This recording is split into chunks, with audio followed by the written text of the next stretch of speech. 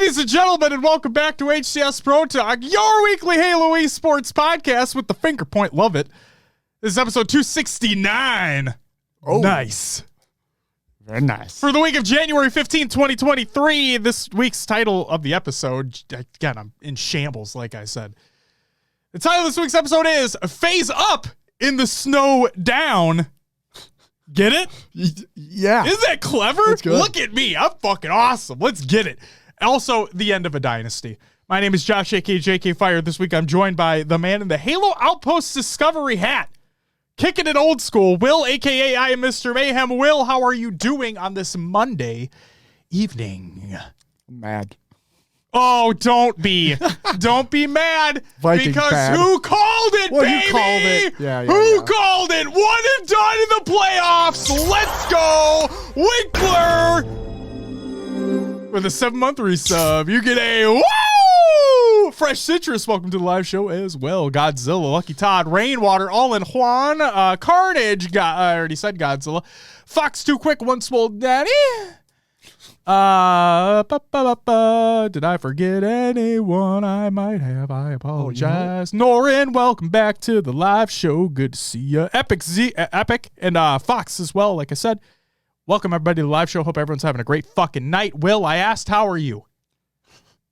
Besides the Vikings crumbling, I'm fine. I'm fine. You know, busy work day, but here to talk some Halo and do the show, man. How are you doing? How are you? You know, I'm great. You know, it's I called this shit from week 4 or 5 of the Vikings season that we were not going to do anything in the postseason, and sure as shit, we're one and done in the playoffs. I called that. I'm not trying to like toot my own horn because it sucks being right about this, but it's just everything was pointing to it happening. Oh yeah. Literally the one time we played against the Giants earlier, which was just a few weeks ago.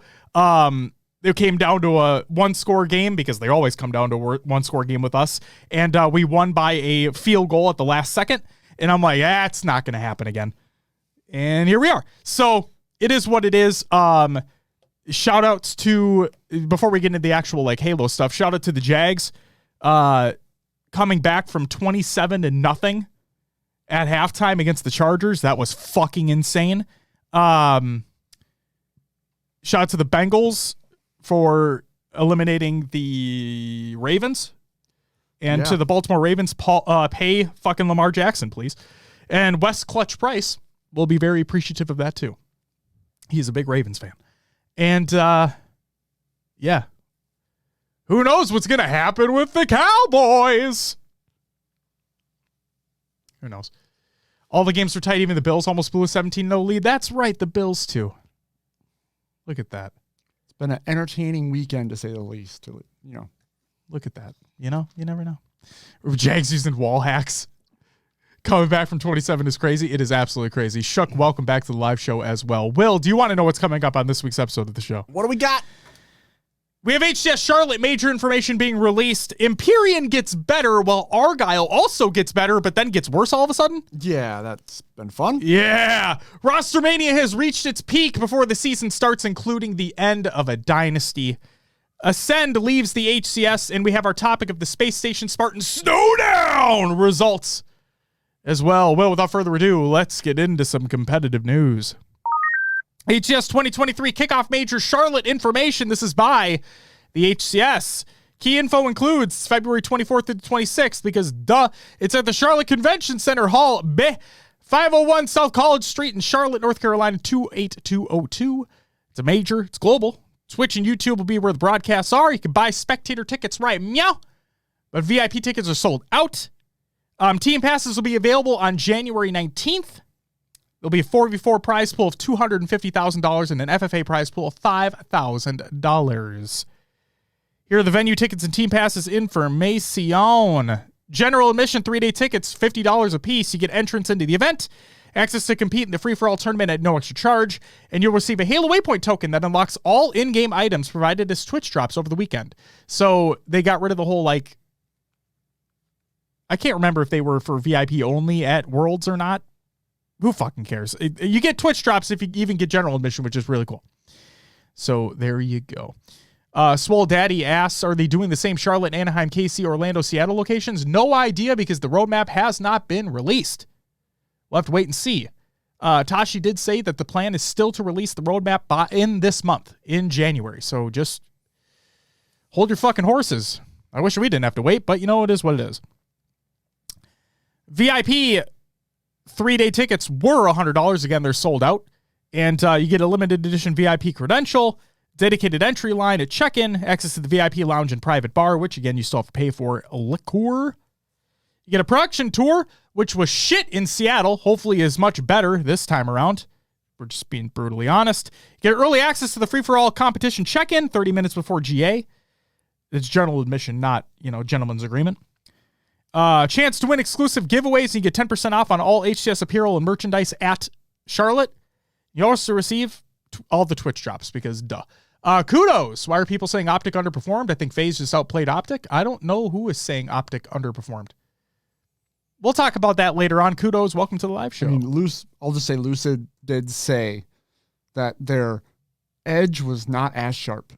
Yeah. Like, they got to practice up a little bit. They also did not scrim against the new FaZe roster. FaZe! Tool says, hey, I'm here early. Welcome back. Good to see you, bud. And Briggs, sorry I'm late. It's all good, man. Welcome back to you as well. And then this was kind of the first, kind of big news point here. Now, everything was already pointing to this being the case, but it became official as soon as this released. Partnered team codes. In order to provide extra value to fans and also allow fans to support their favorite teams directly, you can use any of the below codes at checkout to receive 10% discount on your tickets. When you save 10%, the teams receive 10%. And those codes include FaZe, Optic, Space Station, Navi, Sentinels, Quadrant, and Complexity. So yes. First up, let me just say this. Hey, Gravity Killer says, you guys kick ass. You fucking kick ass. Welcome to the live show. Greatly appreciated. Thanks for tuning in. So if you look at that list when the article was released, you might be like, oh, what? Where's Cloud9? Where's Fnatic? Where's G2? Where's eUnited? They gone. So yeah, they're not in the partnership program anymore. There still has yet to be an official statement from the HCS side of things. Who knows if we're ever going to get one of those. But this basically says what everybody already knew ahead of time, is that those four organizations are no longer partnered. They're no longer in the HCS partnership program. What we are hearing, and basically what we've been told, is that Cloud9 will have a roster at Charlotte. That's what we've been told. Don't know who that includes. Don't know if that's going to change. But there's that. So we'll have to wait and see. Again, I'll say that's subject to change, but it's what we've been told. Pepper, thank you for the follow. Welcome to the live show. Says, hi, you want to offer a promotion? Yo, we can get views and chat bots? Holy shit. We got to sign up. Where do we send the credit card information? Do you want my social security number too? Can we give that to him? I'd like to purchase what you're selling. Who's left for Roster Media apart from French Toast? Isn't the dust settled, as to speak? It kind of feels like that, but anything could fucking happen. Who knows? So yeah, those are the teams. So those four organizations are out of the partnership program, according to this post. And you can use one of those other codes to get 10% off your tickets if you so choose to. Support your favorite team and get a discount on spectator tickets. If you use the team's code, be sure to share on Twitter and tag the team so they know you supported them. There's a military discount, MLT, for 10% off, and a senior discount, SNR, for 10% off as well. So there you go. Congratulations to the military personnel and seniors. And hopefully they show to the event. Team passes will be available on January 19th, like we talked about. Charlotte qualifiers. Just like last year, a set of online qualifiers will determine who will begin their Charlotte major run in pool play and who will have to battle their way through the open bracket. More info to come. Follow HCS on Twitter for qualifier registration dates, and those still have yet to be announced. Less than a month away, or no, it's a little more than a month away, but still. Yep. Yeah. $5,000 FFA tournament. As usual, the Charlotte Major will also feature a $5,000 FFA tournament open to all event attendees. Pre-registration will open on January 19th at 10 a.m. Pacific time. And then Twitch drops. They'll be a thing. We don't know what they are yet, but they will be a thing. Terraform asks, do we know if Nated is still planning a comeback this season? Yes, he is. I know he was grinding towards it, but it's been a while since I've seen any info. I believe he is. He did say he was a free agent for season 2. 'Tis now season 2. Who knows? I know he was not a big fan of Infinite when it released. We'll have to wait and see. The Honda Fan Cup returns by Honda and Game Pass. Welcome to Honda Fan Cup. Play Halo Infinite each week for your chance to win a part of $20,000 in cash prizes. Honda Fan Cup is open to all players of all skill levels, 18 years or older in the USA, Canada, and Mexico. All events start at 11 a.m. Pacific time, 2 p.m. Eastern time, and feature a 1v1 double elimination bracket. The top 8 of each event will win cash prizes, and the top 2 claim a spot in the finale on twitch.tv/Xbox on March 4th. Schedule. Halo Infinite qualifiers, 11 a.m. Pacific time, 2 p.m. Eastern on Saturdays of January 28th, February 4th, February 11th, and February 18th. And the Halo Infinite finale at 11 a.m. Pacific time, 2 p.m. Eastern on Saturday, March 4th. You can watch the finale stream on twitch.tv/Xbox, and you can watch the qualifier streams on twitch.tv/LVT Halo. Register, do all the things. You know what the fuck to do. And if you don't, go to start.gg and fucking do the thing. Or go to the Google Doc of the show. It's the show. And you can, find all the information fucking do in there.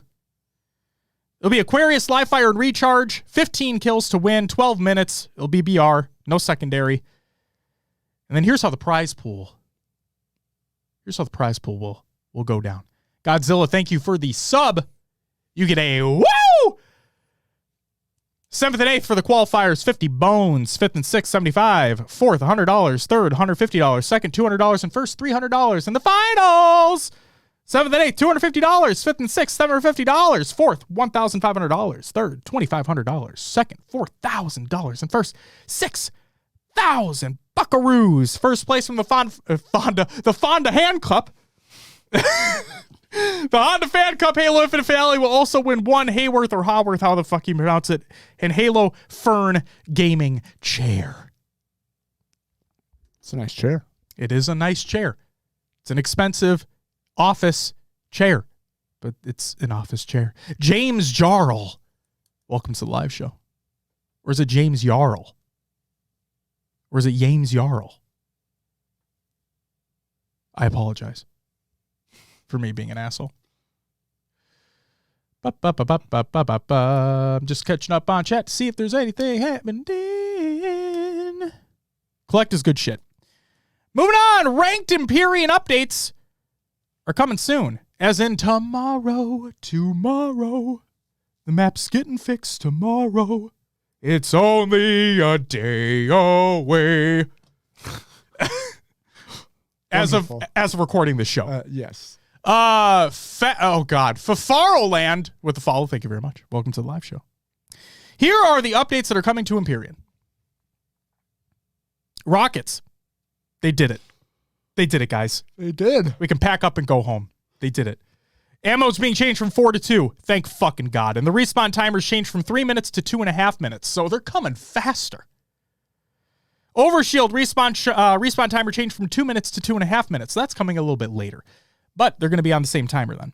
And the sniper rifles are getting their timer changed from 2.5 minutes to 3 minutes. So they're coming a little bit later. Plasma pistols changing from 2 weapon pads to 1 single pad located on mid-bridge. Great change. And spike grenades are being removed from mid-bridge as a result. Ty Games TV, thank you for the follow. Welcome to the live show. Got my tickets for HCS Charlotte. Super pumped. Super pumped for you, man. We'll fucking see you there.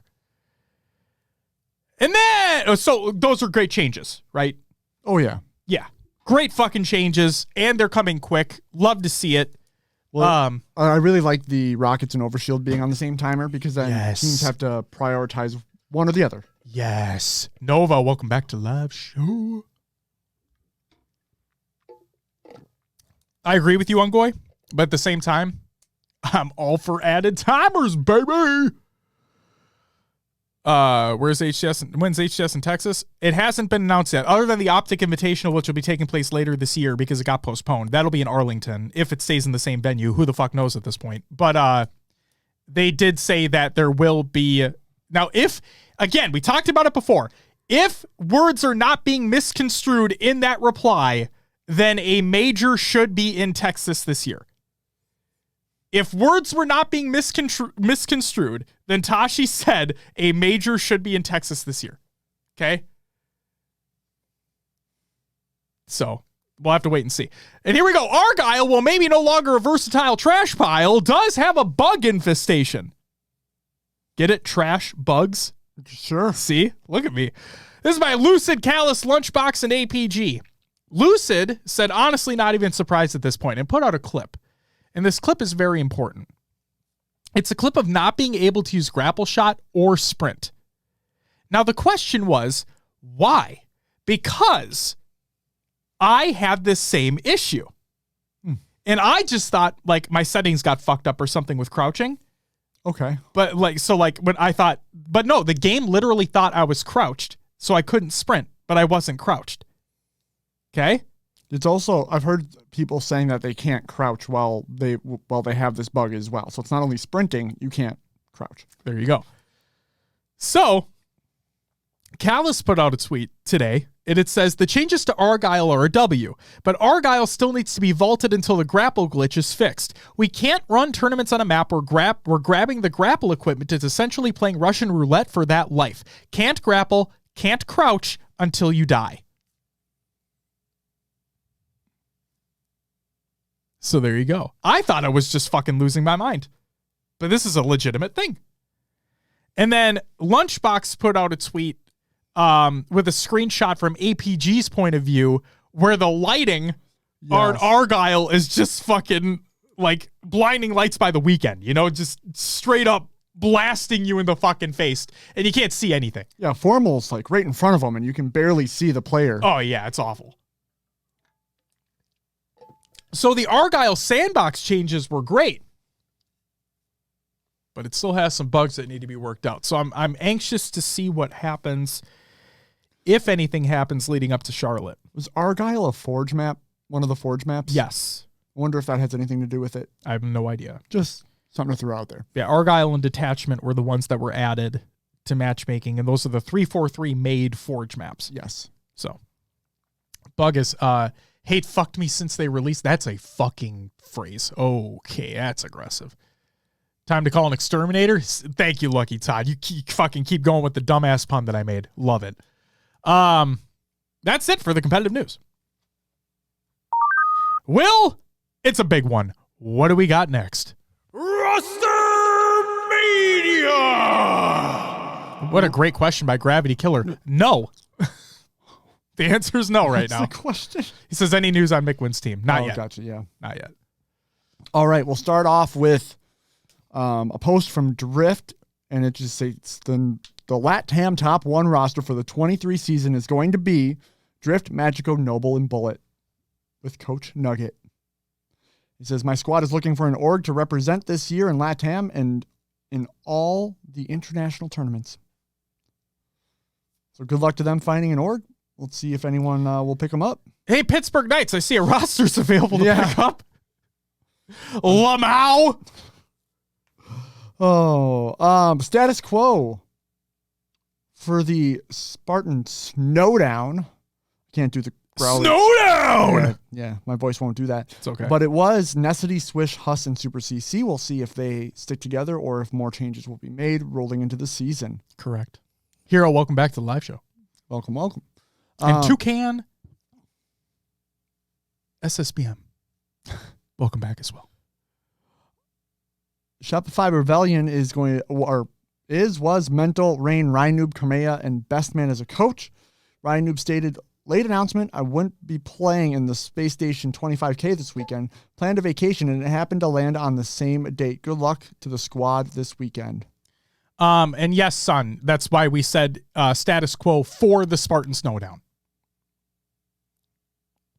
Because yes, it was only for that event. All right. Next up, one of the big ones. Probably the biggest The one. if we're biggest being one. We honest. saw the new FaZe roster this weekend. Snakebite, Frosty, Royal 2, Royal 1, even as the coach came over, they joined Renegade. Snakebite put some information out on the change, and he said, big thank you to everyone for all the love today. Gonna talk about stuff in more depth at a separate time. But man, this stuff is never easy, and needless to say, this situation was even more heartbreaking. And I believe we're actually going to pull up some clips. Yes, so Snakebite had a stream yesterday where after they won the Spartan Snowdown event,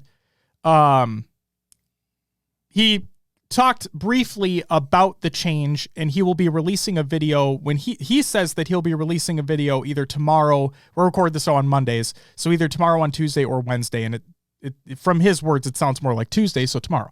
But I'm going to play some clips for you, and no video, I'll just have the audio here. And this is what Snakebite had to say yesterday during his stream. Yeah, I'm going to have a video coming out. Do you have it muted right now? No. Why the fuck isn't it coming through now all of a sudden? Probably, there we go. Thank you. Probably like Tuesday or Wednesday. I'm going to go into like kind of a little bit more detail, not the full detail, but more detail on the whole thing. And I'm going to talk about last season, this season, kind of what went on, that kind of thing.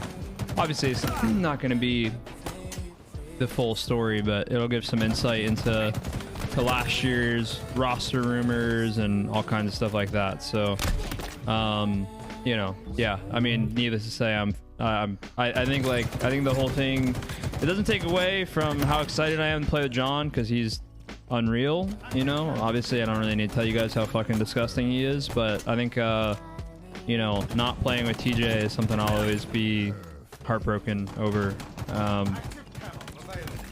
You know, it sucks. It sucks, and to say it sucks doesn't even fucking sum it up, you know? But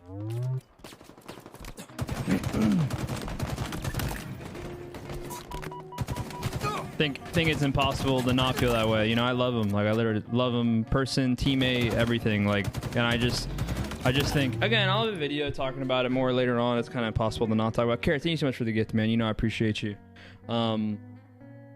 Like I said, I'll talk about it more in depth in a video rather than a stream, but it sucks because, like, I just think it was just such a fundamental, like, it just sucks, man. It didn't come down to him. It came down to us as a team, you know, and that's where it just fucking, it just sucks. And people are idiots and just blame one person or blame this and blame that and whatever. And the reality of it is, with the way Infinite is played, we just were not playing it correctly, and we could not play it correctly, and that's the reality of the situation. It didn't come down to one person. It came down to everyone as a group. We could not, as a group, figure it out, and we tried really fucking hard to figure it out, you know, but talk about it more another time. Okay, so in that first clip, he talks about how it just, with the way Infinite is played, they just couldn't get it to work as their previous roster. Okay? Here's the next clip I got. Do you think adding Renegade will help with the playstyle change? Yeah, I mean, I think it already has. You know, I think all last year we, you know, we have a lot to work on still with our new roster, but I think that John brings an element to sandbox control and weapon control and overall, like, just that stability on slaying that I think we were really lacking when it came to weapons. And like I said, I don't really think that. I think it's more of a credit to him and not a discredit to literally anybody. It's just John is John, you know. And I think that when that player is available, you know, it's tough to pass up on. Hey, Wookie, much love. Homie, thank you for the 44. Okay, so there's that. Why does the music so perfectly set the movie? To ask him why he sets that in his streams, you know what I mean? Martin, welcome back. Good to see you as well. Is Ace out of the Infinite competitive scene? I have literally no idea. All I know is that him and Tylenol I thought were a duo, but who knows at this point. Frosty spoke a bit about it today when I said how the two of them play really well off each other. He said Renegade's map movement and awareness really opens the door for them. Well, that's great. And then here is the next clip, that we have. Like, through all of Infinite, I mean, you guys know it if you're fans of us. Like, we struggled with weapon control, power weapon control, you know, power up control, and that's what Optic does best. And if you go and look at Worlds where we lost, it came down to that. Like on Livefire King of the Hill, when we played him, we didn't get a single fucking overshield. Can the music be lowered? Yeah, of course. Sorry.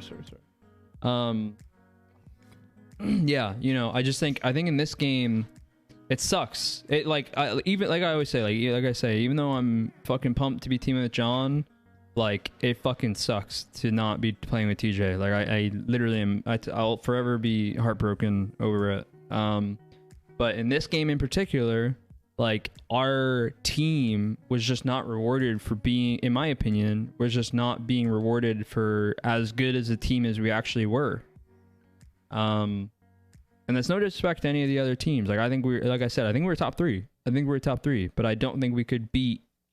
I don't think at the end of the year, I think the end of the year showcased that we just weren't able to beat SSG and we weren't able to beat Optic. And I think a lot of that came down to the way that we were playing the game. And even though we were stressing all the things that, in my opinion, like needed to be stressed, we just couldn't figure it out. And it's like every gun and all this stuff is such a fucking power weapon, man. Everything is such a power weapon, every single weapon.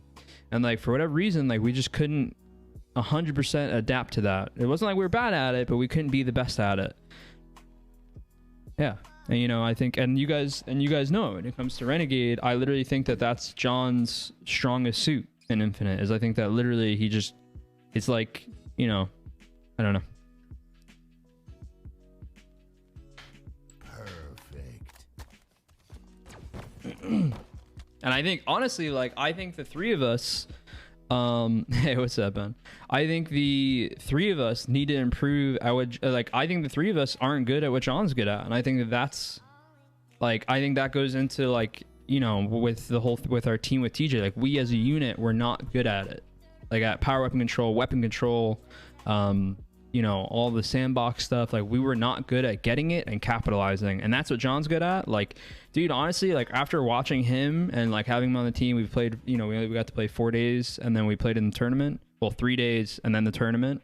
You know, like when he gets weapons, like he's such a force with them, and it's like something that even myself, like I don't do it as well as him, and like I need to learn from him how to do that, because that's what this game is. That's all this game is. You know, and it, like, to say we're bad at it is like not exactly like, to say we're bad at it is like not exactly, it doesn't sum it up, because like I literally think we were top 3, like plain and simple. Like I think all year we were top 3. No offense to the other teams that, you know, no offense to the other teams that outplaced us, but like we just kept losing to the 1 and 2 seed. Like that's literally, we just couldn't beat the top 2. That was it. We couldn't beat the top 2. That was all it came down to. Like Orlando and Worlds, like I think we were better than we were at KC. So, Briggs, I see what you're saying, but just hold the opinion until the clips are done. We only have 2 left. Hold the opinions until the clips are done, because if you're paying attention, he's not blaming TJ for how they're performing. Okay? Here is the next one, the second to last. Why didn't Renegade just come to send? Again, it'll be more in depth in the video, but long story short, you know, he's under contract still, and FaZe obviously view him as their, you know, they view him as their future. Our contracts were up.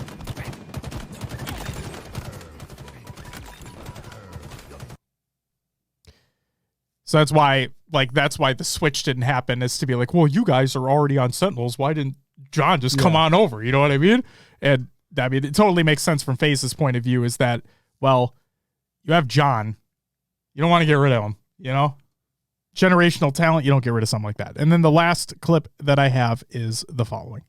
Basically, we couldn't get the roster that we thought we needed, and, you know, that was kind of It was either like honestly, it was the same thing with like KC, like with the whole KC thing, and I'll be in the video talk about it. But like post KC, it was John or TJ. Like if we can't get John, then there's literally no one that could replace TJ. Plain and simple. You know. And with our contracts being up, obviously this became more of an option, and we decided to go with it. So obviously we have to wait for the full video to come out where he provides more context, more information. Something I did not include in here is that he talked about how he's not going to be getting into personal things because that's between all of them. And like, it doesn't sound like any of it's bad, but like, that's not the whole point of the video. The point about it is about the professional aspect and the rosters and all that and how that came to be. So stay tuned for that, which should be coming tomorrow. We record this on Monday. So that should be coming from Snakebite either on Tuesday or Wednesday this week. If he sticks with that. And you heard him say it. It's like he said, if this move wouldn't go, like if this didn't go through where they wouldn't have gotten John, then they don't want anybody else but TJ. It was either John or TJ and that's it. Like these guys have been together. So before we continue with Rostermania, I want to take this opportunity to talk about the end of the dynasty that was that CLG Optic Talk Sentinels roster. When I was looking it up, and I bet Snakebite would have more information, like more intel on this because he was part of the team, but I believe that roster of Snakebite, Royal 2, Frosty, and Lethal, with Royal 1 as the coach, obviously, or what have you. It didn't have to be him because Clutch was also the coach at one point in time. But that core 4 group of guys, I believe they are the winningest roster in Halo Esports. Ogre 2 may be the winningest player, but in terms of roster, like full roster that is stuck together for so long, I believe that CLG Optic Talk Sentinels roster, that group of 4, are the winningest in Halo Esports. I may be wrong, but I think that's what I saw. And thank you, Epic, if that's true. You don't see these happen very often. You don't see something like this happen very often. And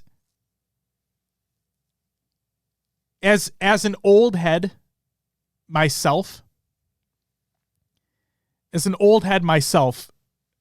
I love when these guys stay together and they're winning for so long and they have that chemistry that just, their chemistry and their skill and their teamwork goes game to game to game. It's transcendent. Hearing Snakebite go through all that and his love for TJ, but also understanding from a talent perspective, from a wanting to go further, wanting to be the best, want to be the greatest team you possibly can be, and the John opportunity, the Renegade opportunity comes up, and they're able to capitalize on it. I don't blame him for doing so. Would I have liked to see this roster stick together? Absolutely. Obviously, I like the longevity aspect of it all. And they weren't bad. Like they still weren't bad. They had their worst placing ever at a LAN tournament. They had their worst placing ever, and I think that was Worlds, 5th, 6th. That was their worst ever. Yeah. And I just, we may, I don't want to sound like fucking, I don't want to sound weird when it comes to any of this, but I want everyone to take a step back, sit back in your chair, whatever you're doing, and just think about this for a second and realize, you really come to this realization that we may never see something like this again. We may never see a roster like this again. One that's been around for so long as they have, as that group of 4, win as much as they have consistently in multiple titles, we may never see this again. And I know the rumors were out there and all that this change was going to happen, that Renegade wanted off Cloud9 for the longest time, and the only thing he wanted to do was play on Sentinels. But there was always that piece of me, there was always that part in the back of my mind that, like, I didn't want to see it happen. Because I just loved the way I loved how they played. I loved how they worked off one another. And Snakebite says it, is that the way Infinite plays as a game, with the sandbox being the most important aspect, and where he feels like every weapon can be a power weapon, it kind of does feel that way. You have stock rifle, bulldog, pulse carbine, actual power weapons with sniper, rockets, all that stuff. And they feel that Renegade is able to step in and fill that role that they need, which is actually being able to get and utilize those weapons more efficiently. Do I blame them for making the change? Absolutely not. They want to be the best team in the world. They want to be the best they can possibly be, and they believe that John will get them there. And frankly, yeah, I think so too. I think John will get them there. And I'm not even saying this based off the performance that we saw in the tournament over the weekend. Because you take a core 3 guys who've been together for so long, who know each other inside and out, and you bring in one of the best talents in the world, one of the best pure raw skills in the world on that roster. I know that the season hasn't technically started yet, but you're already dressed for success. Like, you're already poised to make massive runs. Just like that. But again, I just want people to understand, and I want people to realize that now that the CLG Optic Tox Sentinels dynasty is done, we may never see something like this again. And if you want to reminisce, like, go back and watch X Games, right? Where EG wins, and and everyone's like, "Oh my God, fucking Lethal made the wrong decision in leaving." And then you have the snipe down versus Lethal thing happening. And then, oh no, Lethal actually made the right decision, and they fucking just kept winning. X-Play, my favorite show on G4? Absolutely.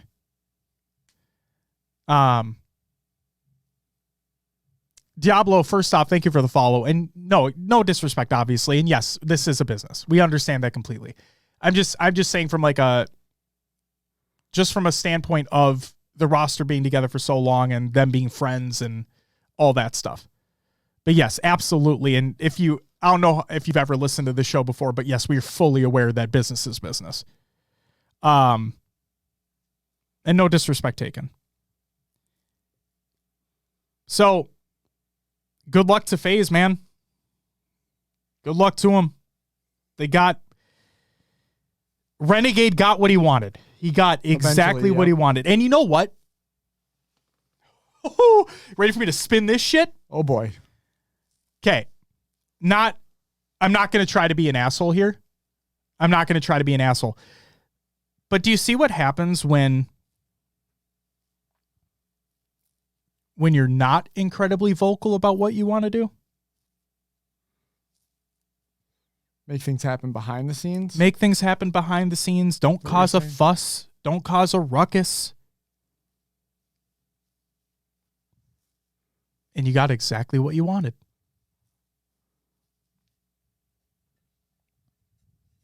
Food for thought. And again, I'm honest to God, not trying to be an asshole. It's just something we talked about all year last year.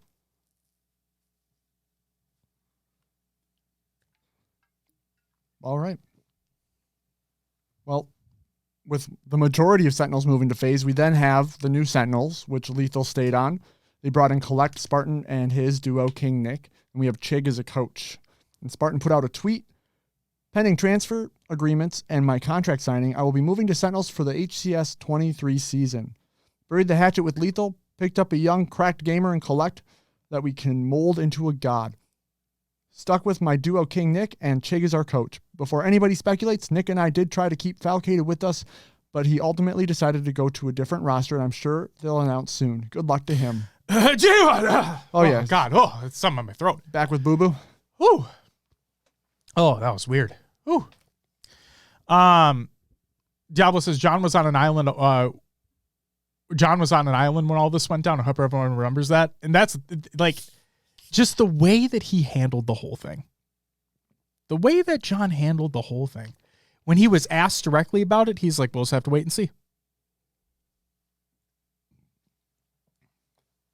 Oh, we're dropping. Are we returning? Okay, I think we're okay. Stream good, everyone? We'll keep an eye on the bit rate and see if something happens. But Teacher, thank you for the follow. Greatly appreciated. All right. An update on E United. And thank you, Ungo. I appreciate it. This comes from James Fudge of the Esports Advocate. And the title sources, E United closed, only CEO remains. And in this article, it states, the Esports Advocate has learned from multiple sources that E United no longer has employees or players left to run day-to-day operations or compete in esports and is therefore closed. As far as we know, the only remaining employee is CEO and founder Adam Stein. As of this writing, it says TEA has reached out to Stein for comment confirmation. According to a source familiar with the situation, speaking on background, the last employee to exit E United was Matthew Burns Podoff, who announced on December 31st that, quote, it was his last day at E United, end quote. Podoff, who declined to comment on this story, spent more than 6 years in the role of general manager and VP of esports, both acquiring and managing talent, mentoring players, and helping the organization win multiple championships during his tenure. Along with Podoff, social media manager Connor Langdon, graphic designer Isaac Waller, and videographer Luis Ortiz were let go at the end of December. They were the last remaining employees at the company from what we have been told. From the end of August to early September, the company also quietly laid off a number of employees. United never filled many of these eliminated roles. At the end of 22, all remaining players were also let go, according to one source. United competed in a number of professional leagues in 22, including Gears of War, Halo, and Rocket League. So they're officially they're done. Yeah, they're closed doors and everything. Is unfortunate. I've heard a lot of good things about them as an organization, and it sucks to. I mean, I've also heard some negative things. Let's be real. More positive though, in all honesty. So, I mean, it is unfortunate. Shurzy, welcome. Good to see you, bud. Don't worry, I owe you your drink. I haven't forgotten. Oh my God, I'm just gonna call you Skillets. Thank you for the follow. This guy and RGO34. Thank you guys for the follows as well. Welcome to the live show. Good to see you. Hope you're having a great day or night. Burns was nice as hell. Also had some sick ass Jordans. I'm just gonna throw that out there. He had fucking red and blue ones. Nice. He wore them everywhere. Huh. Sick ass fucking Jordans. All right. Next and last news story: Ascend departs HCS. They put out, it is with great sadness that today we announce our departure from Halo Esports. There's a video unpacking the drama at the World Championship from the players' perspectives. It's worthless. There's no other. It's them talking about that situation at Worlds that went down between them and E United. That's all it was. The video was worthless. If I'm being just completely honest. Mart's good to see you as well. Welcome back to the live show. Daddy says, do you guys see the comments about Frosty and Royal though? I feel like it's a good talking point. What were the comments?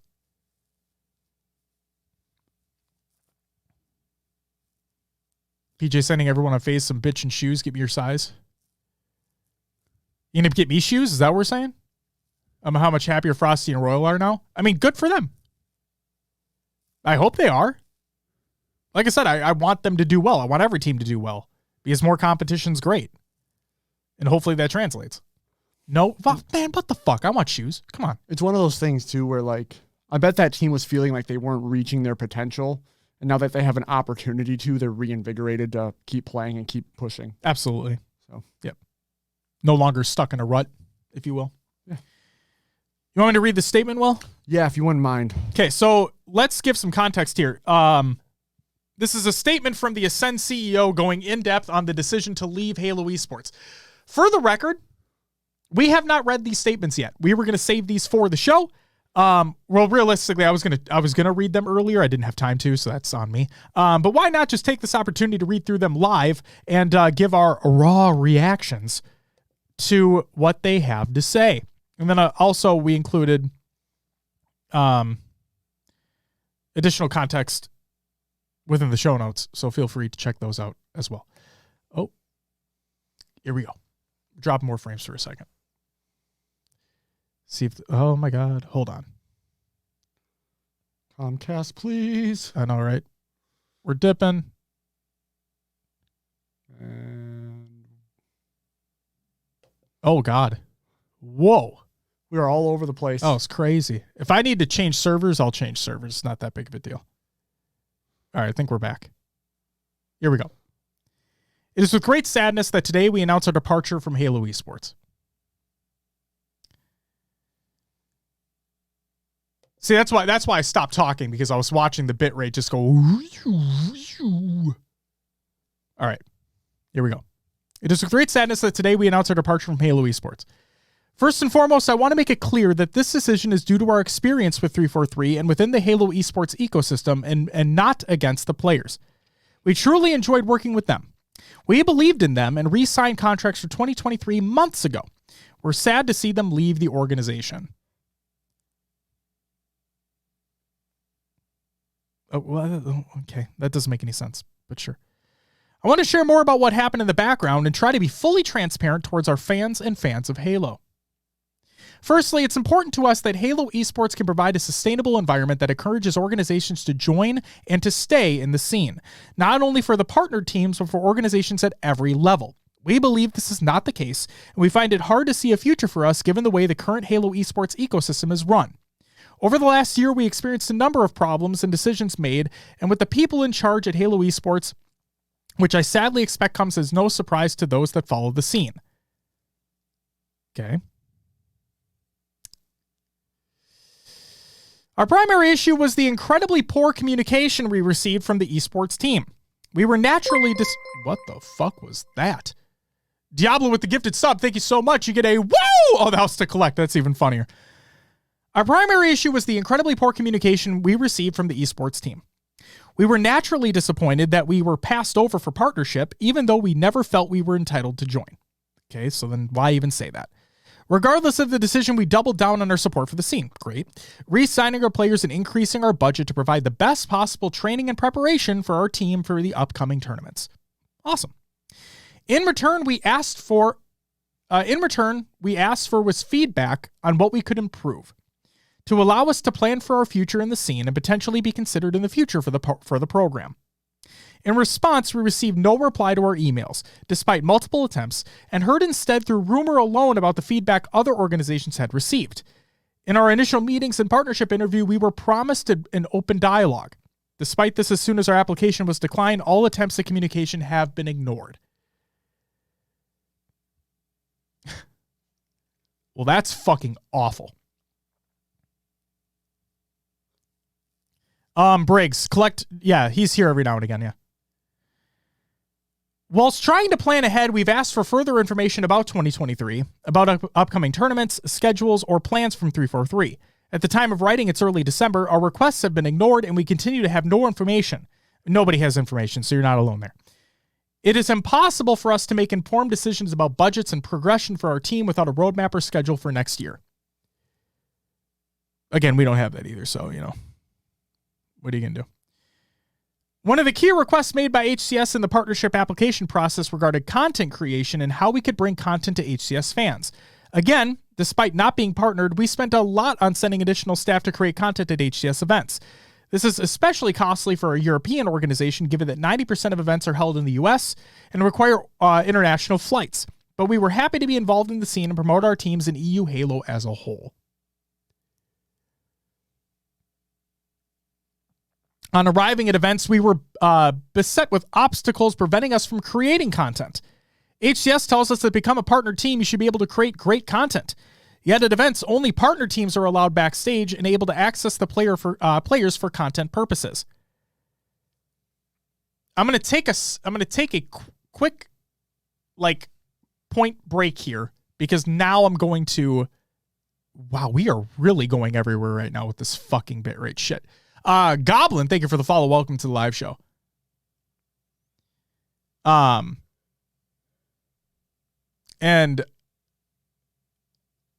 oh my God, I don't even know how to. I'm a 5-0.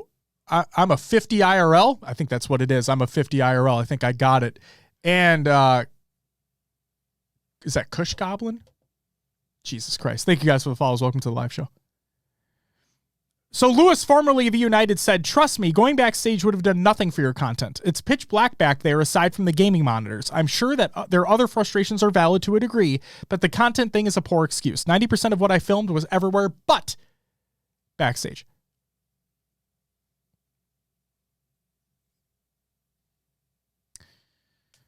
You guys don't notice any video or audio lag? I'll just keep going then, and then if something happens, just let me know.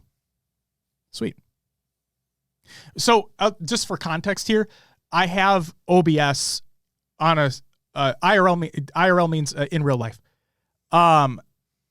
We have a screen up here in front of us that has OBS as a big window, and so we're able to see the bit rate, the amount of drop frames and all that, and things have been fluctuating like a fucking roller coaster all night.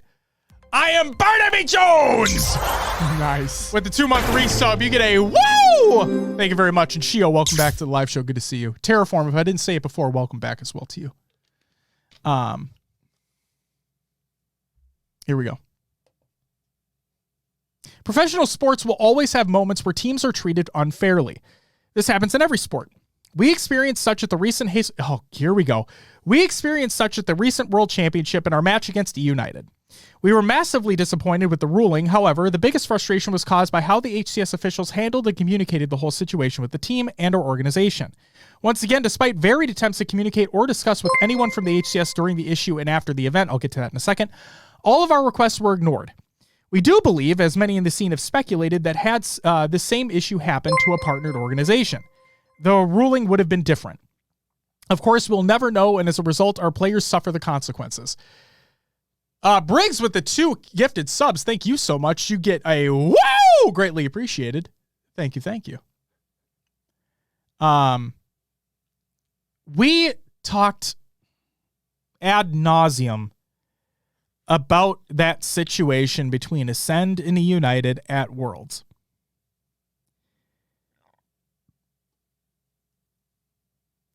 Basically,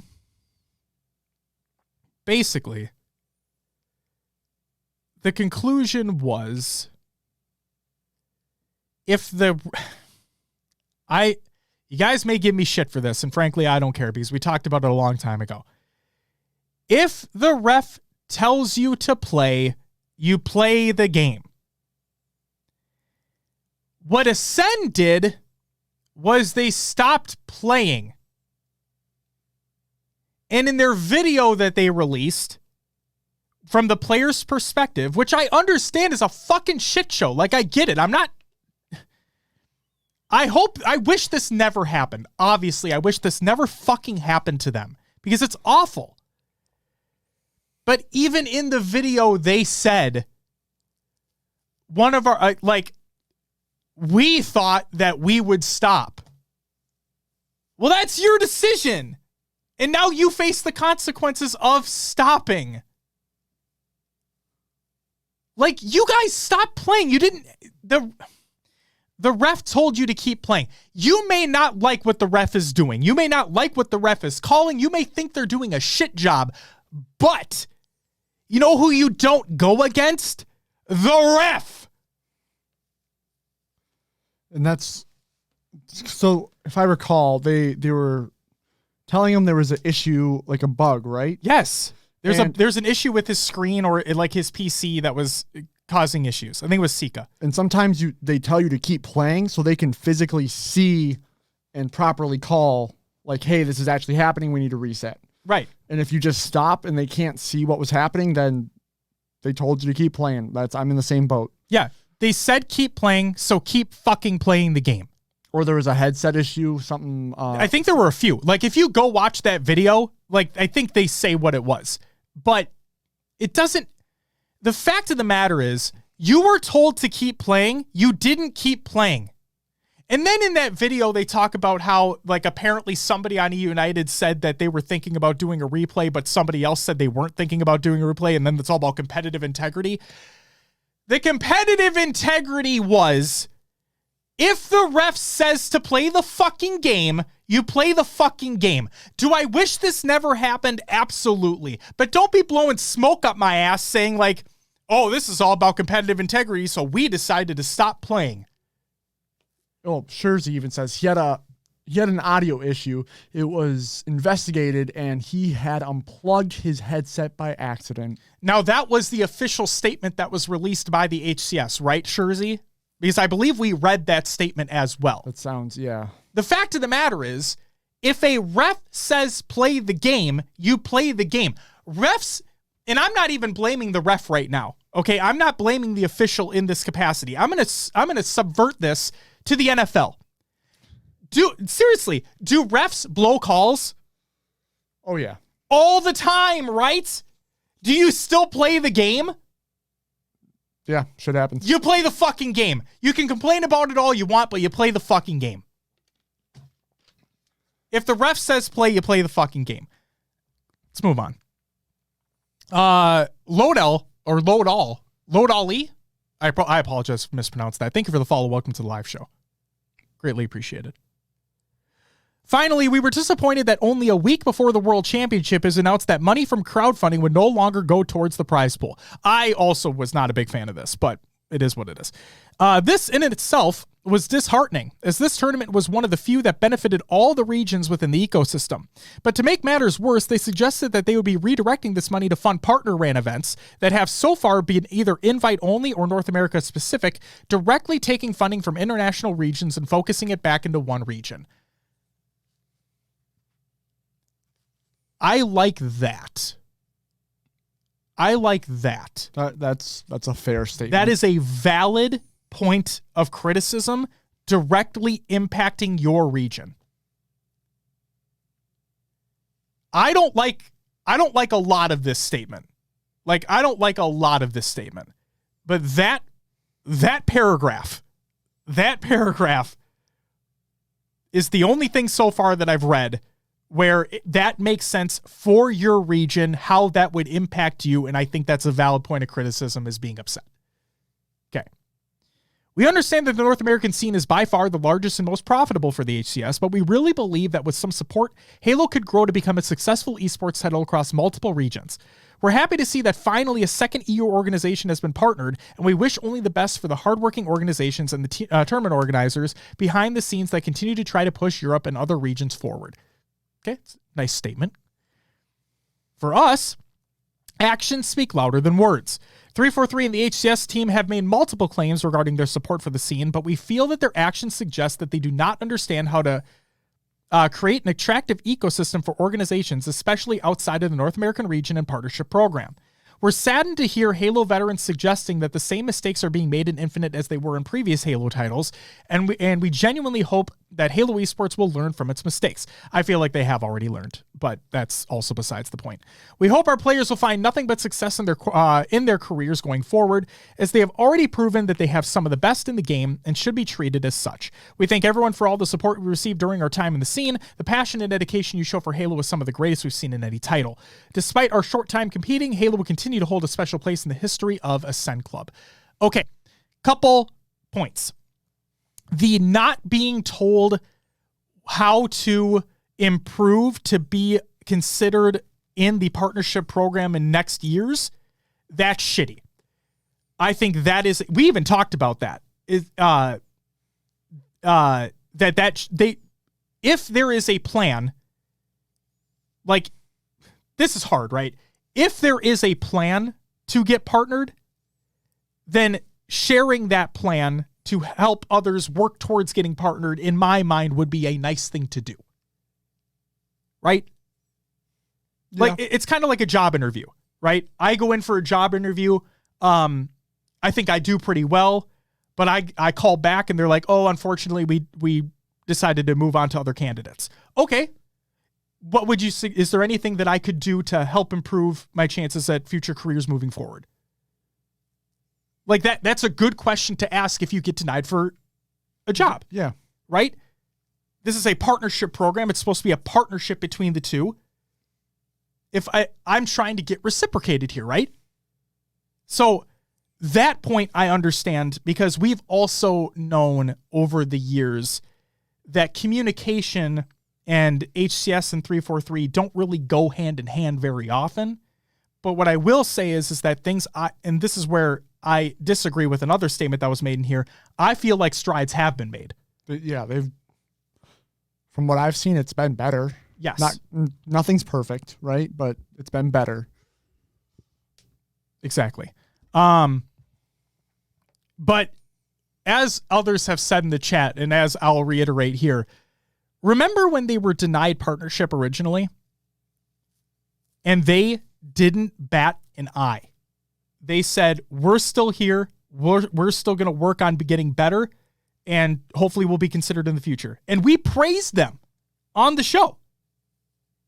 We're like, that's awesome. You didn't get considered for the partnership program, but you still like the esport. You still want to invest in your players. You're going to stay in the scene. Awesome. That's how you handle a statement, not how KCP handled theirs. Right? Can agree, yeah. Chicken with the 7-month resub. You get a woo! Thank you very much. Welcome back. But then you come here in this statement and you bitch about not getting partnered. Oh, that's a bad score. I don't like that score right now. Cowboys are winning. You come in here with your statement and you're mad that you didn't get partnered. We were talking about it in Discord, and this was before I have read this statement. The partnership program is, in my opinion, in my mind, not designed to save an organization financially. It's not. That's not the intention of the partnership program, in my opinion. So if you're trying to get partnered, and yes, the financials would be, I mean, any money's better than no money, but it's not going to save you. And I'm not saying that Ascend needed that. It's just, come on. Corey Baum, thank you for the follow. Welcome to the live show. Swole Daddy says, I mean, to be fair, with all the teams leaving and Ascend still not partnered after feeling like they got the short stick at Worlds, I don't know if I actually kind of, I actually kind of feel for them. The thing, Shurzy says, a partnership means you work together. Each has something to offer. Question is, what have they done? Shurzy, the answer to that question is, what have they not complained about? That's just it, though, is not complaining. Yeah, that's what I'm getting at. Should not be a prerequisite. Right, but that's what I'm getting at, is that all they're doing is, oh, we didn't get accepted, let's complain about it. Yeah. And let's wait until we're leaving the scene to complain about it. The communication thing, I get, that sucks. Like, I'm with you on that, 100%. We've seen that issue in the past. But if you're complaining about not being able to go backstage, when you could just as easily, like Lewis said, do it outside of being backstage and actually have lighting, to create content. Like, look at Optic is such a great example of outside of venue content, right? They show the team arriving in the city, dinners. Now there is some like walking backstage stuff or walking into the venue, but you can do that from wherever you're coming into the venue. Exactly. Like you can do Space Station did content out in the lobbies. Like we're going to talk about it later, but like The skits that they skits, did? the vending machine, that's all in the lobby of event halls. Shurzy, literally thank you. Because Sun, and this isn't to shit on you, Sun, this is just to point it out. You said Fnatic did get top 8 at Worlds, though otherwise it was a rough season for them. And Shurzy said people need to stop thinking placing high at events equals partner, because it doesn't. Your roster that you have literally means nothing. It literally means nothing. The organization is what matters. The reason why Quadrant got partnered, why, Will? Money, F1, exposure. Lando Norris. Oh my God. Why did Complexity get partnered, Will? Cowboys. The Dallas fucking Cowboys. Backing, and it's all about the money. a business. We just, Place again, this was not to shit on the previous comment. This is just to prove a point, because we see it all the time. It does not matter what team you have. It does not matter how you place. It's about money. And I think it comes down to it's a partnership, right? So if the org are handling themselves correctly, that increases chances. If you're putting out content that will boost viewership for HCS, your players, no matter what players you have, it's a good partnership. There has to be that trade-off, right? You're getting partnered with the HCS, so that means maybe some financial support in whatever way that is. We know skins sell well. There's obviously more airtime for whatever during the matches. You get your players, which means your sponsors are on screen. Your jerseys are being shown. That's all important. Skins in the game. Skins in the game, yeah. So what can you bring to the HCS that's going to round that all out? Exactly. And Son, thank you for the clarification. Again, I never meant to shit on your comment, so please understand that.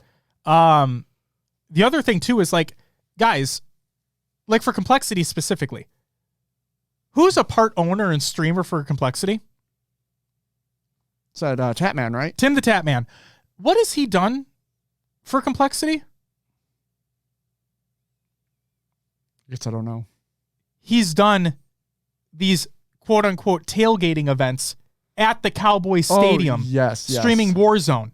That's right. And there's fireworks and shit like that. Yeah, he had Dr. Can't talk about him on Twitch, respect. Who cares? So think about that in terms of Halo. Everybody loved the Kansas City boot camp at the Royal Stadium. Like, that's awesome. Don't get me wrong. I'm not shitting on that. I think that was fantastic. Those jerseys were fucking fire. What about the Cowboys Stadium?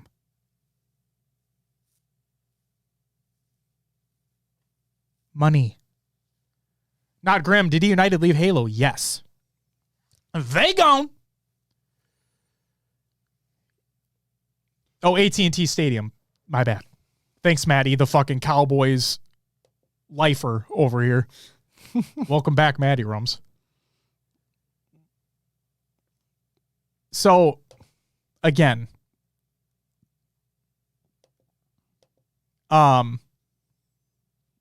Ascend,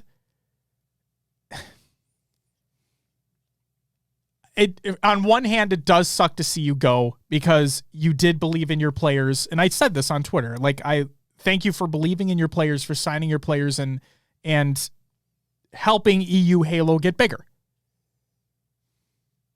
But at the same time, don't come out here with this elongated post where really you're just coming off as whining. That's the thing for me is they're talking about how they want to see success in the space and all this, but yet they're like whistleblowing as they're leaving, right? Well, it's what KCP did at the same time. it's Except they were more rude.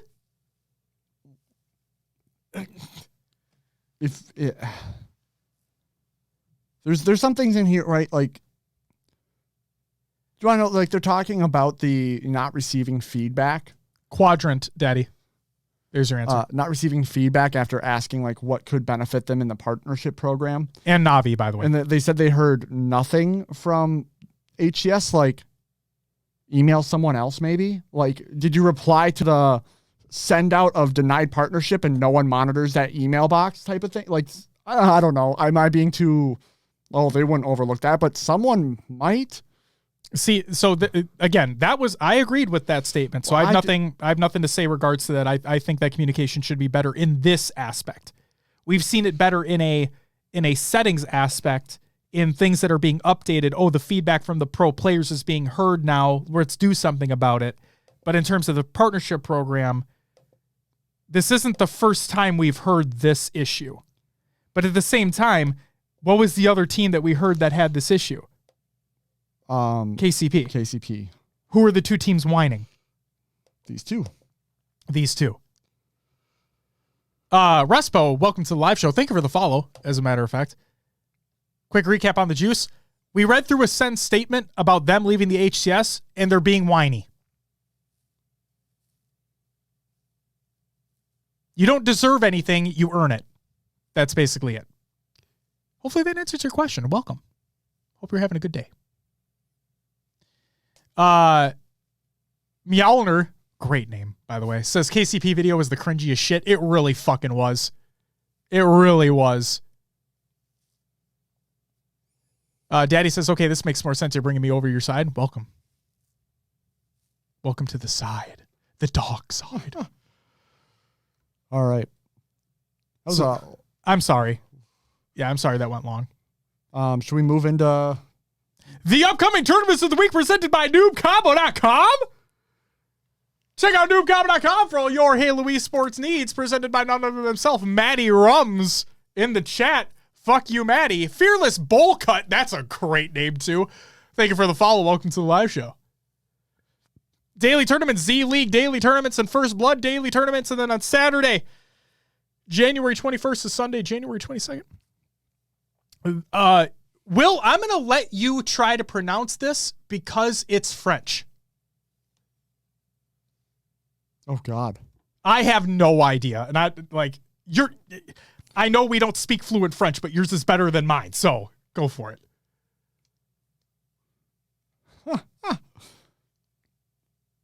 It literally just looks like Gaiman, but Gaiman, Rouen, Metropole, because they wouldn't pronounce the E at the end. Metropole, 4v4 LAN. Thank you, Will. There you go. Thank you very much. Son, you make a good point. I feel bad for the players playing with non-partner orgs because they can pull from the season at any point, leaving them trying to find another team. And I do feel for the players as well. Like, that's one thing that we talk about all the time in the show, is that we want what's best for the players. They're the ones playing the game. Plain and simple. They're the ones playing the game. Diablo, as you've said multiple times, yes, everything is a business. We completely understand that and respect that because, you got to make money. But at the same time, it does suck for the players involved when there is a lot of turnover in the organizational space, let alone the roster mania space, where that's all the fucking time.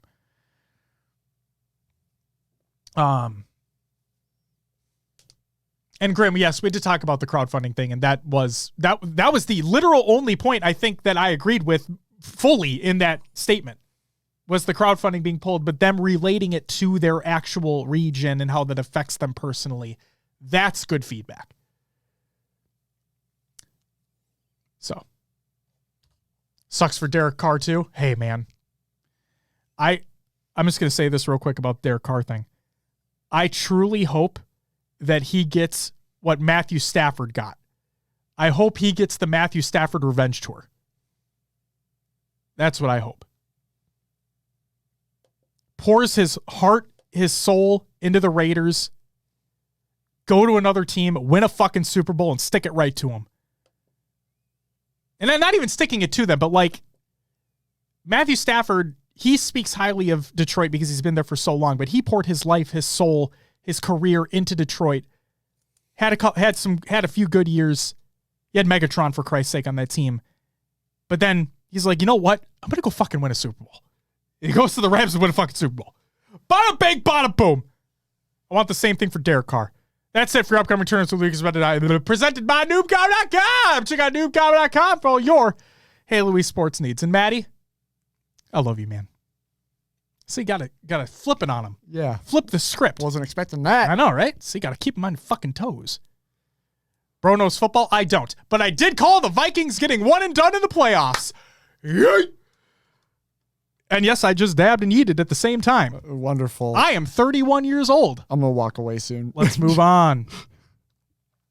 Scrim Tournament League recaps. Will, what do we got? We have the Halo Rec League FFA series.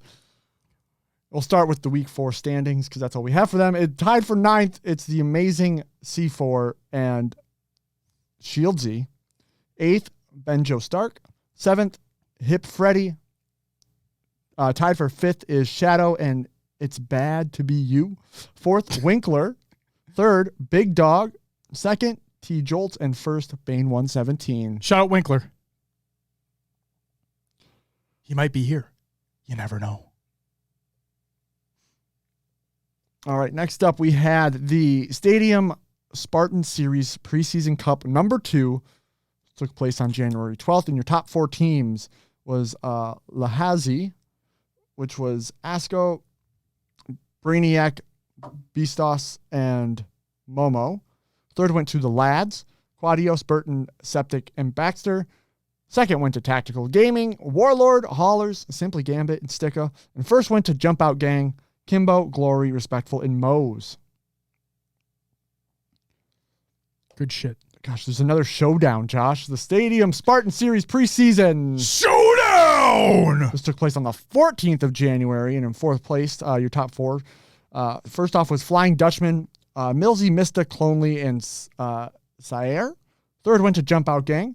Again, Moe's, Glory, Kimbo, and Respectful. 2nd went to Quascend. I love that. Love it. Chick, Legend, Flux, and SLG. It reminded me of like the croissant, but it's croissant. Croissant. First place went to Navi with the pickup. It is Jimbo, Snipe Drone, Snaky, and Mighties. When does CSA start up again? No idea. No idea. You're going to have to ask them, to be honest with you, Grim. Perfect. And that is the Tournament League recaps of the week, except for what we have next. Our topic. The Space Station Gaming Spartan Snowdown results is happening. We're going to start off with some notable series. Okay? And then we'll get into the results. And then overall thoughts on the event. So I have some notes. Here you go. Diablo says, phase the fuck up. That's right. Did you like the title of this week's episode, Diablo? Phase up in the snow down. All right. Pool play. Pool A. This was the only pool. This is the only pool that mattered. Like, let's be real. The reason why this is the only pool that mattered is because of French toast. Okay? I won't play the song again, but if you checked out last week's show, you know what I'm talking about. So, we have Optic Gaming against Sentinels. The new Sentinels. All right? Game 1 was CTF on Aquarius. It was 3-2 going to Optic. Game 2 was Slayer on Livefire, 50-34 going to Optic. But Game 3 was Strongholds on Recharge, 250 to 166 going to Optic. So it's a 3-0. But the Strongholds was important because there's a trend. There's a little bit of a trend here. Pay attention. Sentinels take a 113-7 lead to start the game off. 113-7. But then, like Clutch said in the broadcast, you give Optic an inch and they'll take a mile. Trippy is able to get the grapple and camo, and then with the patience of him and his teammates, are able to get a fresh round of slays and push into the C stronghold for the trip cap and the lead. Once C gets recaptured by Sentinels, Optic went right back to how they got the lead in the first place. They kept control of A and B, all while keeping Sentinels on spawn around C. After some stronghold swapping by both teams, Optic maintained their lead throughout the game to win 250 to 166. It's important to know. It's important to understand. 113 to 7 to start the game off. Okay? There's a trend. Get excited. Ikuza says, I'm worried about seeing G1 10-3 Space Station Gaming and Scrims. Space Station Gaming, a.k.a. Cloud9, were never good in Scrims. They were never really an online team. They performed at LAN. And what do we always say about this show? Scrims don't matter. Because in all honesty, they don't. It's practice. Okay, it's just practice. Scrims don't mean anything. It's just practice. Then we had, again, in Pool A, French Toast going up against Optic Gaming. And this is where everyone were like, oh my God, what the fuck is happening? The world is ending. The world champs suck. Optic sucks. What's it? No, let's calm down. Captures with the follow. Thank you. Welcome to the live show. Game 1 was Strongholds on Livefire, 250 to 76. Optics start out strong. But then that wasn't the case anymore. Oh, God. Sick Ninjan? Thank you for the follow. Welcome to the live show. Game 2 was Slayer on Aquarius, 50 to 49, going to French Toast! Oh, That's a close game. Close game. Yeah. Good shit. Game 3, CTF on Empyrean, 2 to 1. Another fucking trend. Hey, guys! I should have gone back and checked to see if I could tally this up. But I am truly curious how many Empyrean CTF games and Argyle CTF games either went to time or full caps, because I bet they all fucking went to time. CTF and Empyrean 2 to 1 going to French Toast. French Toast are ahead 1-0 for the majority of the game, and once Optic are able to get a cap of their own to tie the game, French Toast are immediately ready for the counter cap along with rockets and positioning. Optic were unable to get a capture to send the game into overtime with just over 2 minutes left, along with a fresh overshield, actually. But with the perfect defensive play by French Toast, Optic lost the game 2 to 1. And then game 4 was King of the Hill on Recharge. Oh, this was fun. This was fun, guys. Let's paint a picture. You're Optic Gaming. You're currently up 3 to 1 and have the fourth hill 3/4 of the way capped. And French Toast has no progress on the hill whatsoever. None. Okay? With 3 minutes and 20 seconds left on the clock, but that really doesn't matter in the grand scheme of things. You're feeling pretty good, right? Get a couple more rounds of slays and you win the game, right? You surely cannot lose this game, right? Right? Well, they did. And they lost badly. French Toast clawed their way back for that hill, and then it was the French Toast show for the rest of the game. Never really struggling through the last 2 hills to eventually win the game 4 to 3 and the series 3 to 1. That was like a peak. We're witnessing a breakdown moment. Like, I swear to God, all they literally needed was 1 or 2 more rounds of slays and they just would have won the game outright. But no, that did not happen. So then Optic Gaming lost in pool play against French Toast. And everyone was like, oh my God, what is happening? Well, then Sentinels also played French Toast. And Sentinels beat them 3 to 1. Okay? So now we're in a conundrum. We're in a little bit of a pickle. What's going to happen? Due to Optic, Sentinels, and French Toast having the same 2 to 1 record within the pool, the standings were decided by map wins, resulting in Optic and French Toast moving on to bracket play and Sentinels being eliminated from the tournament. Now, I get predictions wrong all the time, and when we gave like base pool predictions, I guess you could say, I really thought it was going to be Sentinels and Optic cleaning house. Oh, yeah. You really have like a pickup team with this French Toast squad, and they are going on a fucking tear. Okay? So unfortunately for Sentinels, they did not continue on within the tournament. And here is a statement from Spartan after the fact. Lost 0-3 to Optic, finished 2-1 in pools. Even though we beat French Toast, they have a better map win percentage, so we're out. GG's to everyone. Played horrible that series, but it is what it is with 4 scrims under our belt. Sucks we're out over a team we beat, but oh well. More just aggravated at the fact I placed top 12 because of a format issue. Why third place doesn't go to losers blows my mind.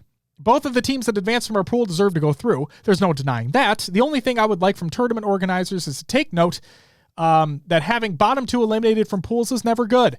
Third place should always go to the losers bracket. This was almost the same format at Worlds in October until we rioted and got it changed. Imagine how horrible that would have been. Just hope moving forward we never have this kind of formatting for any tournament ever again. Nonetheless, I appreciate the opportunity to compete as always, and thank you Space Station for hosting the event. On the one hand, I understand the frustration, believe it or not. Yeah. Because we almost did have that at Worlds. Now, granted, Worlds is a much bigger deal, and this is a preseason online event. I will say this, though. The thing that I am slightly more surprised at is that this wasn't run Friday, Saturday, and Sunday. It was just Friday and Saturday, which makes me believe if they did make the format change, then we would have ran into Sunday. Maybe they didn't have the resources allocated to do something like that. It's just an observation that I made. Very possible. Yeah.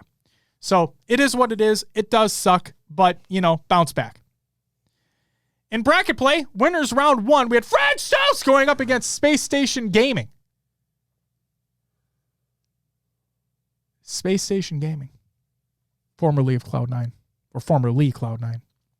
Game 1 was Oddball on Streets, 200 to 149 going to French Toast. Game 2 was Slayer on Empyrean, 50 to 48, again going to French Toast. After a very back-and-forth game tied at 44 apiece, SSG were trapped in their base with French Toast on the offensive, picking players off and eventually taking the lead 48 to 45. At 49 to 47, instead of going for the final kill and giving the opportunity for SSG to make a comeback, I loved this game time decision. The players on French Toast get the call to make their way back to mid as a fresh overshield and snipers are on the way. It is at this time that Gilkey is hiding in green with the plasma pistol and an unsuspecting Bound comes around the corner. Gilkey gets the kill and wins the game 50 to 48. And that was fucking awesome. There's things in Halo during a match that you see and you're like the fucking meme of Leonardo DiCaprio sitting in the chair and pointing at the TV like that. You know what I mean? Yeah, like it's that. Like when I saw that play, I'm like, oh shit, that's that shit. Like they had SSG hunkered down in their flag and in their snipe tower. And then they have a lead, but they don't take that SSG roster for granted. And instead of giving them a potential numbers advantage, they're like, hey guys, OS and snipers are coming up. We already have the advantage here. Let's just back up a little bit, still maintain mid control, get the fresh overshield, and guarantee the win, basically. And it just happened to be that Gilkey was just chilling in green, hiding in the corner, with plasma pistol ready to go, and Bounce just like, it just gets fucking annihilated. Well, if you get the call, they're like, maybe the call came through that they were all pushing for overshield or whatever it may be. Just didn't expect him to be there. So. Well, I'm just like, they just backed up perfectly, and they made it so they didn't want to make the dumb play. They didn't want to put them in a scenario to lose. And that is awesome. That's the shit you love to see. Noob with no name, welcome to the live show. Thank you for the follow. And Gray Shigami? I apologize for mispronouncing that, but thank you for the follow. Welcome to the live show as well. What game was that? I'd kind of love to rewatch that moment. That was Slayer on Empyrean, Game 2, in Winners Round 1. And Brotherly, thank you for the follow. Welcome to the live show. And also, if you guys want to see the stat breakdowns, okay, it took me some time to fucking get these. So I'd appreciate it if you check them out. If you want to see the full stat breakdowns for each of these games that I'm talking about, in each of these series that I'm talking about, check out the show notes, ! Show notes and chat, or check out the link in the description of the show if you're listening to the audio version of it, checking out the YouTube VOD. Because it'll bring you to every Waypoint match article. It'll take you to every Waypoint article for the match results for each of these games. Game 3, King of the Hill on Live Fire, 4-3 going to Space Station. CTF on Aquarius, Game 4, 5-2 going to Space Station. And Game 5, Slayer on Streets, 50-35 going to French Toast. French Toast send Space Station to losers. Winners round 2, Optic against FaZe. This is their first meeting in this tournament. Spoiler alert, they meet again later. And nothing really to talk about here other than Optic. Besides FaZe getting the first win, CTF on Argyle, like it was a rout by Optic after that. 50-34 in the Slayer, 200-105 on the Oddball, and 4-0 on the King of the Hill. So Optic rout that FaZe roster, but that's not the last we're going to see of them. No, I agree with you. And then in winners round 2, we also had French Toast going up against Native Red. Not much to talk about here either, other than French Toast basically dominating in the games that they played as well. The Slayer was a little close, but all in all, French Toast 3-1 Native Red, sending Native Red to losers as well, which means, yes, we have Optic Gaming versus French Toast in the winners final. Nobody saw this French Toast team doing anything. And look where they are now. It's called the Gilkey Revenge Tour. We'll talk about that later, too. Daddy, we'll talk about the monster stuff later as well. Okay? Hold your horses, as they say. Game 1, CTF on Empyrean, 2-1.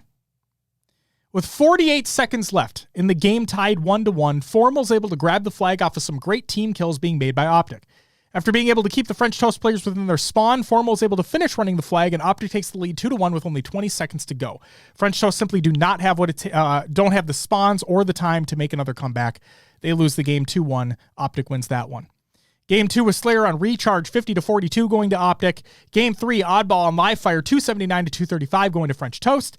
And Game 4 was Strongholds on Streets. It was 250-160 going to Optic. Hey, remember when I said there was a trend? It's like I was using foreshadowing, because here it is. Remember that Strongholds on Recharge game and pool play where Optic made a comeback when down 113-7? What if we told you this basically happened again, but this time the score was 133-0 before the comeback was made? Well, that's exactly what happened. And Optic won 250-160. So, losers round 2. FaZe up against Space Station Gaming. FaZe routed them. The Slayer was close, but that's it.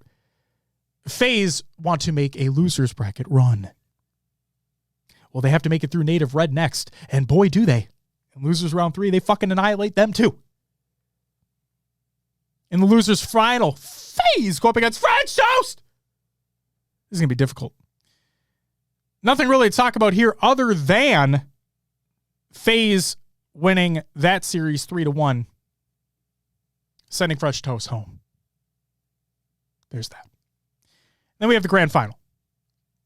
I'm not going to talk about every game because not every game needs to be talked about, but Game 1, Strongholds on Streets, 250-248, going by way of Optic. You could not have asked for a better way to start off a grand finals between two of the best teams in the world. This one had everything and was very back and forth right up to the very end. Surely the rest of this series is going to be similar. Nope. FaZe won the next 4 games in absolute dominating fashion. Slayer 50-37, CTF 4-3, King of the Hill 4-2, and Slayer 50-30. We have a bracket reset, ladies and gentlemen. The real grand final, FaZe versus Optic. Game 1, CTF on Argyle. the not so much versatile trash pile, but has a bug infestation. Well, FaZe asserted dominance with their freshly signed roster and created a bracket reset in the grand finals. And what better way to kick things off with the classic CTF game that goes to time, because asking for 5 caps is fucking ridiculous, especially on a map like Argyle. But hey, all that matters is the win, and FaZe did just that, winning the game 1-0 with Renegade going 28-18 when no other player on either team hit the 20 kill mark. That's why you pick that kid up. Game 2, Slayer on Recharge, 50-47 going to Optic. Strongholds on Livefire, Game 3, 250-79 going to Optic. And then we have Game 4. Then we have Game 4. And this is where everything went downhill for the Green Wall. Let's just say it crumbled. King of Hill on Streets. Game 4. Oh boy. The Lucid Rockets play. Game tied 2-2 in overtime, with FaZe only needing a couple more seconds on the hill to take the lead. And Optic not that far behind.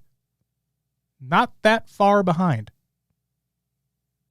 Lucid's able to grab a fresh set of rockets, and the hill being where they spawn. Okay? And with all the commotion happening around, he tries to make a play against 2 members of Sentinels. Unfortunately for him and for Optic, they both miss. And he gets taken out by Snakebite. With the numbers advantage on Sentinel's side and Rockets being useless, Snakebite and Renegade are able to run into the hill and get the cap, winning the game 3-2. And after that moment, yeah. When I said the green wall crumbled, it crumbled. Did I say Sentinels? I'm sorry. My bad. On FaZe. I'm sorry. Jesus Christ. See, it takes a lot to get used to. I will have to get used to that. Jesus. So, that complete breakdown happens. It's really unfortunate because I understand in the heat of the moment, like from Lucid, I don't want to speak for him, but like I understand in the heat of the moment, you know where the players are going to be, so you're trying to get them off guard. And like the first rocket, you're not shooting at anything. And the second rocket, that just sucks that it missed, because that could have been a double kill that could have swung things in your favor, and you could have probably won that game. You would have had numbers advantage, and you would have killed the 2 people that were pushing into the hill. It really sucks that last one missed for you. But hey, the point is you try to regain, right? Europa Moon, thank you for the follow. Welcome to the live show. Game 5, Slayer on Aquarius, 50-30 going to FaZe. And Game 6, Oddball on Recharge, 200-58 again going to FaZe. And yeah, it was after that moment. I swear to God, it was after that rocket play that series just took a dramatic turn. There was no regain after that. It's Rab26. Thank you for the follow. Welcome to the live show. Congratulations to FaZe. Will. Yeah. Do you want to go through the results of the tournament? Yeah. Just I had a little PC issue here, getting it resolved. Results of the Space Station Spartan Snowdown. We'll run through them all. 7th and 8th place, Proton Gaming and Complexity. 5th through 6th was your status quo. And Space Station, 4th place went to Native Red. Again, that's Manny, Druck, and Tolic with Soul Snipe. Mm-hmm. 3rd, your French Toast! French Toast! Gilkey, Monster, Rami, and Suppressed. 2nd, Optic Gaming, APG, Lucid, Formal, and Trippy, if you don't know. No, you first place went to FaZe Clan, which is now Frosty, Renegade, Royal 2, and Snakebite. Indeedy dandy it is. Shout out Status Quo for taking 6th. Kind of cool to see there. Space Station, hope you bounce back. I imagine you will when it comes to LAN. No real surprises there. And French Toast, you know, they did a thing. They did a thing. They won games. They won series. Good shit. Good shit, Gilkey. You know what? Shout out. We'll get to the allegations in a minute, but regardless of that specific player, shout out to Rami and Gilkey. Just love those guys. Just love those guys. Cool. Yeah. The Gilk Duds. You know? Like milk duds, but Gilk Duds? Yeah. The Gilk milk, if you will. got Gilk. Oh no. Yeah, that sounds pretty bad, huh? It's pretty bad. All right. VODs are included in the Google Doc in the show notes of the show, ! Show notes and chat if you want to check those out. The main stream had some technical issues, which we'll talk about later. And Ubernick had the Bravo stream. Go check that out as well. All right. Tournament thoughts. These are just what I have. Will, feel free to chime in as well. Sentinels not making it past pool play.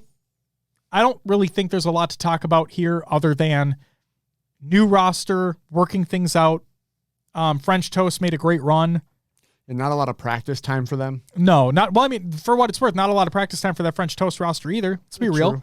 I don't want to give excuses to Sentinels. It's just, it's the way that the French Toast got flipped. You know what I mean? That's all it is.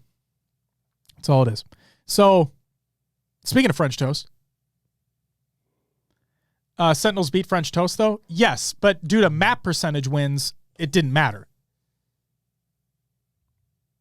So, it is what it is. Like, I understand Spartan's frustration with the format not being the way that it probably should have been. But, you know, it is what it is. You got to win more games. Any given Sunday, right? Or in this case, any given Friday. You got to win your games. Yeah. And they'll bounce back. Like, I don't think they're going to be a bad team this year.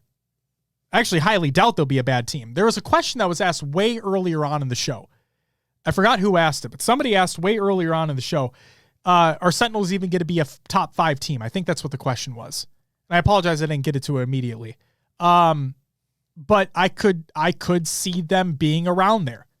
I think they have a lot of things to work on. That's obvious. We're just going to have to wait and see. Max Ether, thank you for the follow. Welcome to the live show. Give me my PP back. It was a 2-day tourney format, was fine. That's the thing too, is right. Like, that's what we talked about, Max, is that if they would have had, this was speculative from me, if they had the third place team from each pool move on to bracket play, just start in losers, then I wonder if it would have to be strung across 3 days, including Sunday, and maybe they just didn't have the resources to allocate to that. I don't want to speak for them. I don't know.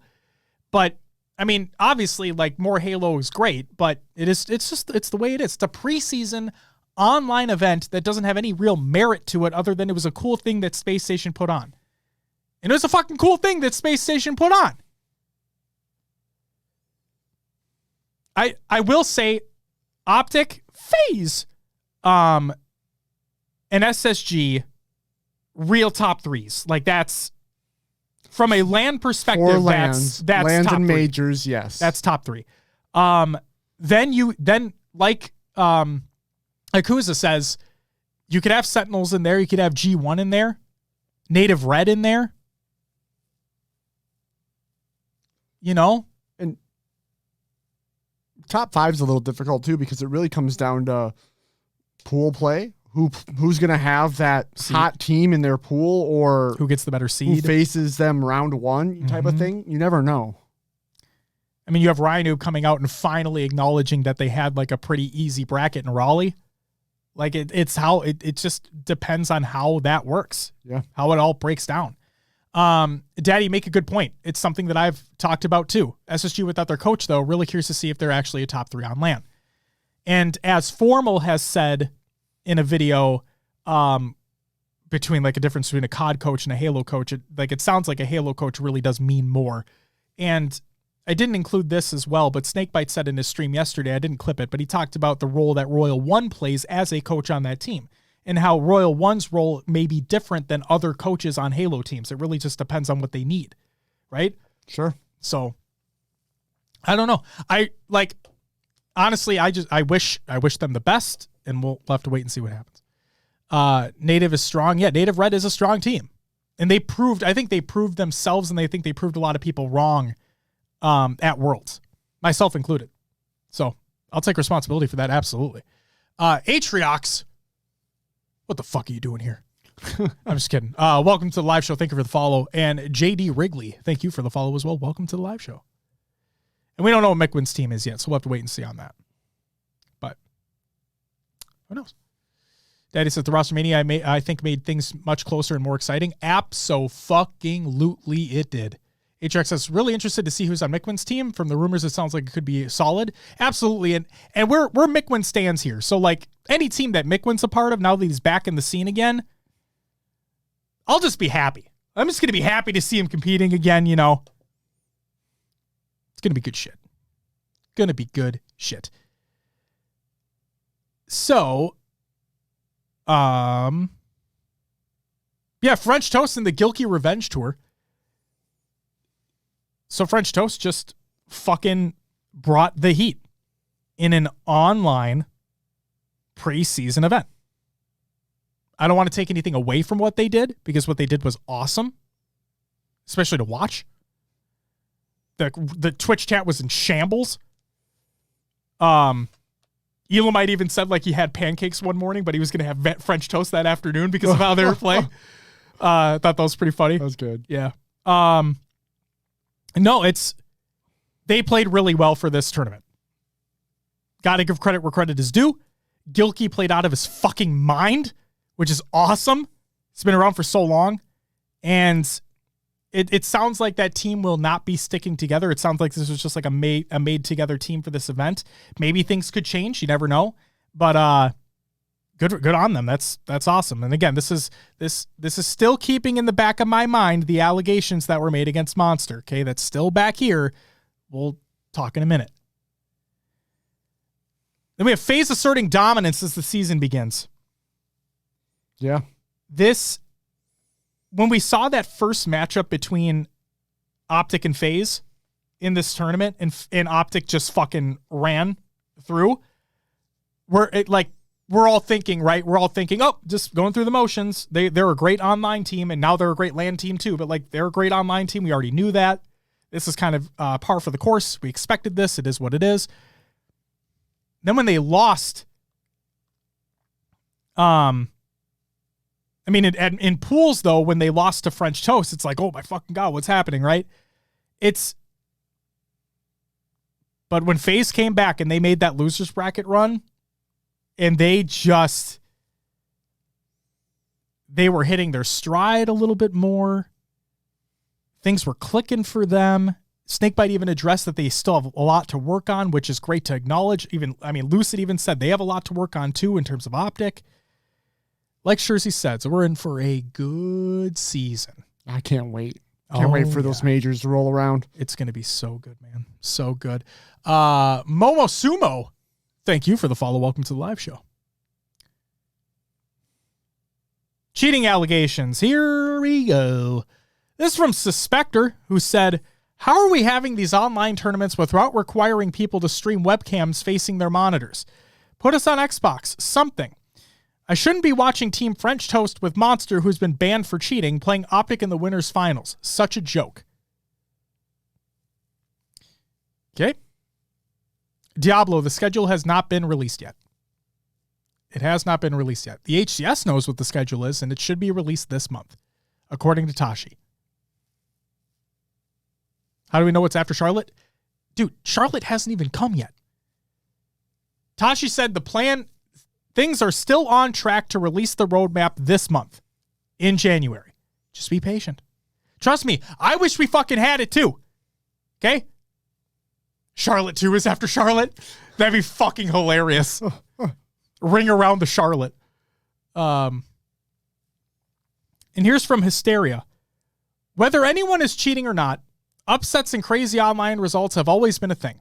Didn't G1 literally get second in the online super and then top 12 at Worlds? Anyone calling them cheaters? Online warriors have been a thing in Halo's entire existence. While winning events in Halo 3, my team would lose scrims plenty versus teams that would never take a game on LAN. Never thought cheating was the reason. With so much money online now, I'm sure there are people cheating, but online warriors are still a thing, and tourney chokers. It's a good take to keep in mind. It's a great take to keep in mind because we know Monster's track record on LAN. It ain't good. And this isn't like to throw shade at him because there are players out there who are simply just better online. They're at their own setup. They're in their own like clear headspace. They don't have any other distractions going on. It's just them in the game. And maybe cheats. But on LAN, you have everything else going on. You have the crowd. You have the other team sitting right across from you, shouting at you. You have a lot of other extraneous things happening around you at any given time. You never know. Regarding the allegations that are made against Monster specifically, he has been accused of walling. I think one or two other things as well. And this has been consistent. This wasn't just like a one-time thing. This has been consistent. To my knowledge, I don't believe there's been any hard proven evidence regarding it, or nothing substantiated, I guess you could say. But there is always that speculation out there. I said last week that we were not going to talk about the other allegations that are being made against other players in the scene because there hasn't been enough evidence out there and enough research done regarding players potentially like using descope cheats. I'm still not going to talk about it because we still don't have all the information out there and you don't fucking know. The one thing I will say regarding the joining a cheater's Discord, this is the one thing I'm going to say regarding this entire situation. I mean, with that entire situation. Does it look bad that you're joining one of those servers? Yes. Hell yes. Yes, it does. It makes you look very bad and very stupid for joining one of those servers. But guys, and this might be the biggest hot take of hot takes right now, it doesn't guarantee that you are cheating, that is. Just because you join it doesn't mean you're doing it. Now, again, I'm not saying that these people are or are not cheating. I don't know. All I'm saying is just because you join the server, as fucking idiotic as that is, that does not automatically mean that you're doing the thing. Okay? That's all. Am I in those servers? No. Frankly, I don't even know what they are. Let's be real. But I don't care. I'm not good anyway. And that's, Diablo makes the point. Maybe you join to look for others. That's the thing. Is that, now, again, it is fucking stupid, and Aatrox says it looks really, really bad regardless. Yes, it does. It absolutely does. But that's the thing. Dogbear, thank you for the follow. Welcome to the live show. Maybe they are joining because they heard a suspicion. People are nosy. You know? Humans are nosy. We're nosy. A little Minnesotan accent coming out there for you. Even my curiosity was like, I wonder who else I could find in there if I went in myself. Exactly. Yeah. And if you or I went in there, nobody bat an eye because they don't know who the fuck we are. Right? But when you have a name that is playing in a semi-professional or professional manner that goes in those servers, red flag, right? Red flags pop up. But you're right.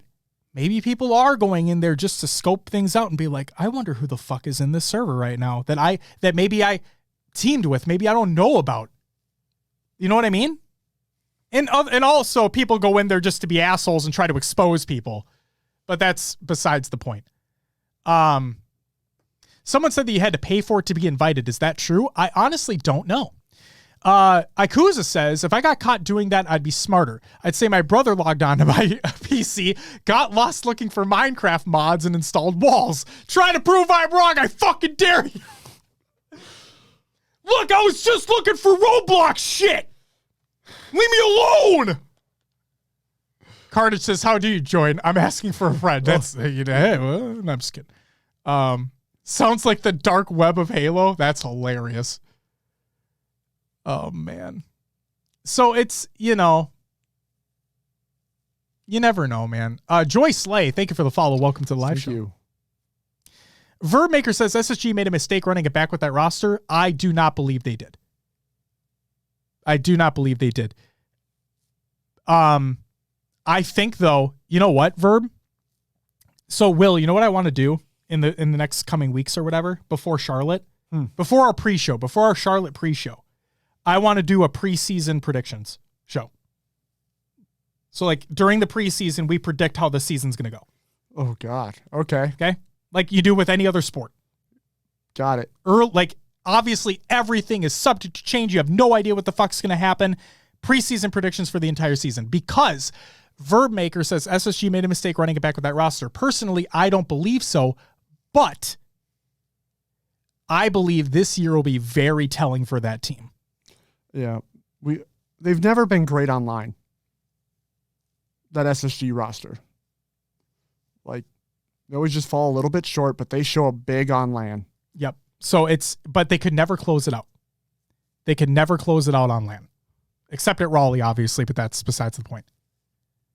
Sailor Noob says SSG has a stronger roster now than Season 1. Yes, but we're talking about like SSG, like Cloud9, SSG, that roster, like that group of 4 guys. That's what we're talking about. SSG didn't qualify for Worlds and they picked up a team that made Grand Finals. Y'all be faded. And Shurzy, that's the thing, is that like I'm not going to throw shade, okay? Sure, let's calm the fuck down, all right? God damn. Go check an interview with him, by the way. It's great. Shurzy's amazing. But no, I don't think they made the mistake. SSG obviously didn't make the mistake by picking up that roster because they just solidifies themselves even further. But I believe this season will be very, very telling for that roster. And we'll talk about that during the preseason prediction show later on. Lucky Todd, my question is where's the fantasy Halo at? I'm trying to draft all the cheaters. Yo, make sure you get Monster on your team. People are going to take that fucking out of context. Oh man. Jolt? Frosty and Renegade together have insane chemistry. How many times did they pop off? Exciting to watch. They're going to, man. They're going to pop off all the goddamn time. They're going to pop off all the goddamn time. Yes, Max, I'm talking about like the cheating allegations in general. I'm sorry, I'm putting 2 different things together right now when I shouldn't be. The cheating allegations against Monster, one side. The other completely separate thing is the people in the cheating discords. Sorry, I want to make that clarification. I apologize. Whiskers Purrs. Thank you for the follow. Welcome to the live show. So, who the fuck knows what's going on with Monster?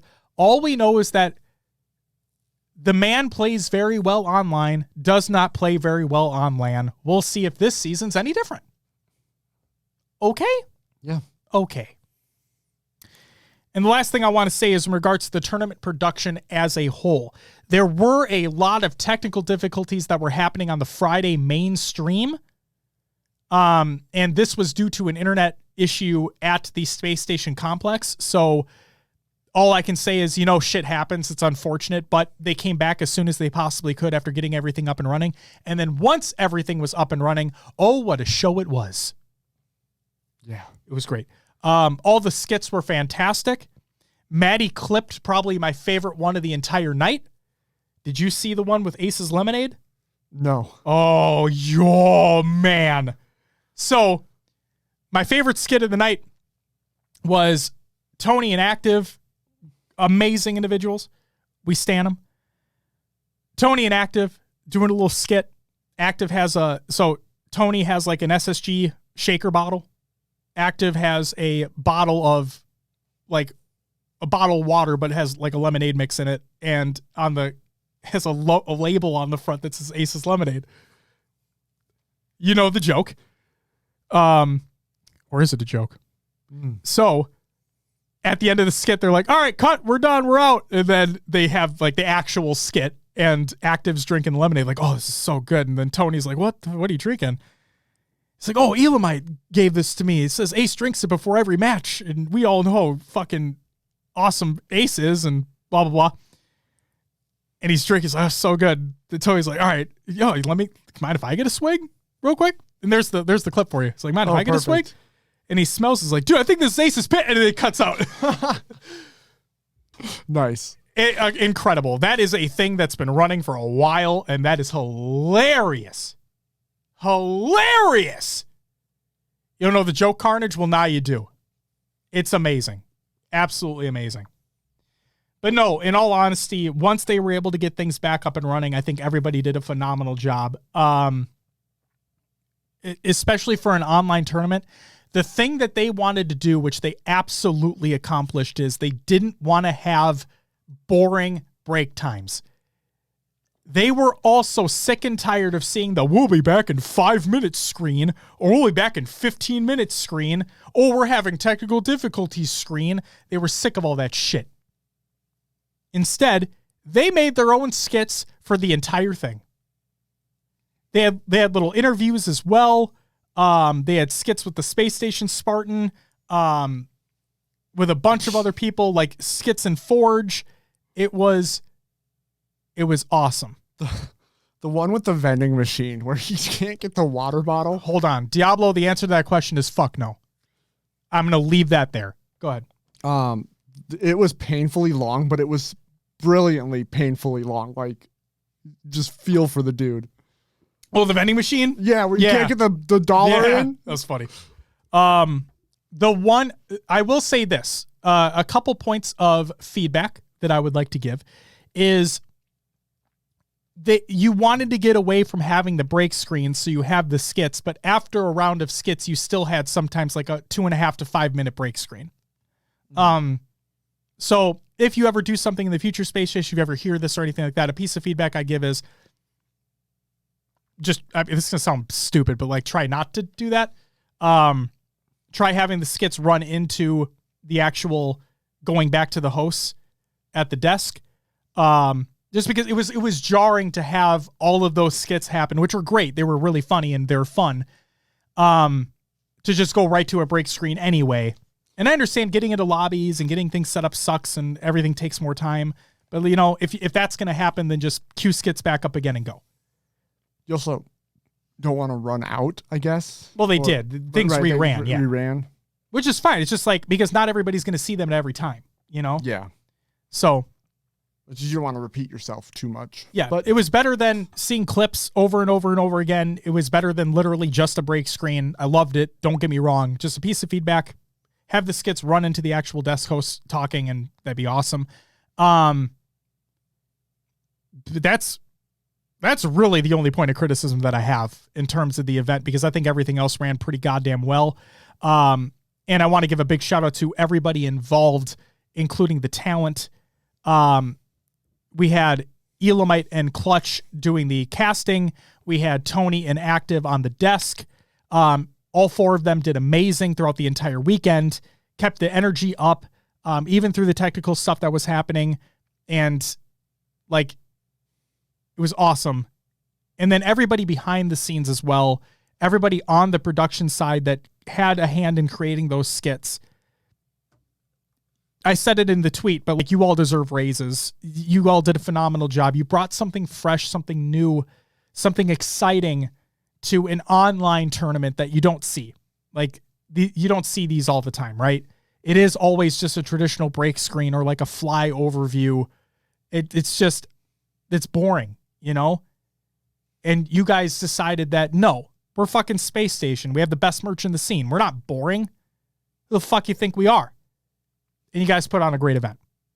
So to everybody at Space Station, everybody on the production team, everybody behind the scenes, all the talent as well, all the players that took the time to qualify and compete in the event, thank you all for doing so.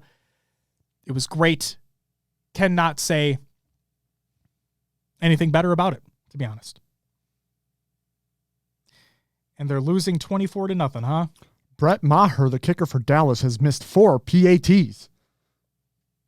I know somebody's getting dropped next year. The whole Twitter is just like, everyone hoping Dallas scores again to see how many PATs this guy can miss, or if he will ever finally make one. Poor kicker. He's probably going to get fired. Oh God. How do you? Oh God. It a chirpier. Chirpier? Chiriper? God damn it. Itachi Riper.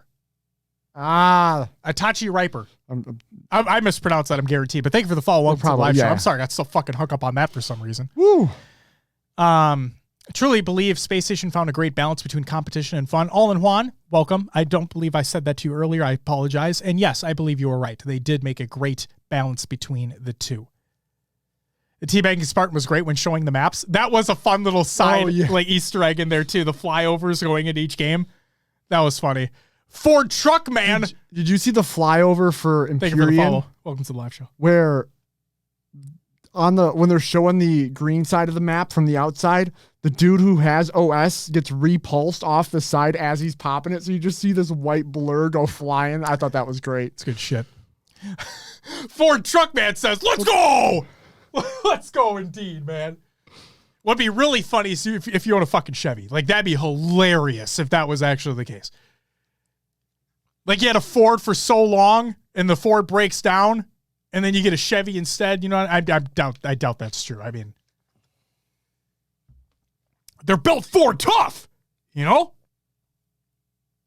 Yeah. Yeah. America! Fuck yeah! Bought my wife a Mercedes. Hey, you want to... We're here too. Send one to... We're not picky, you know? We're not picky.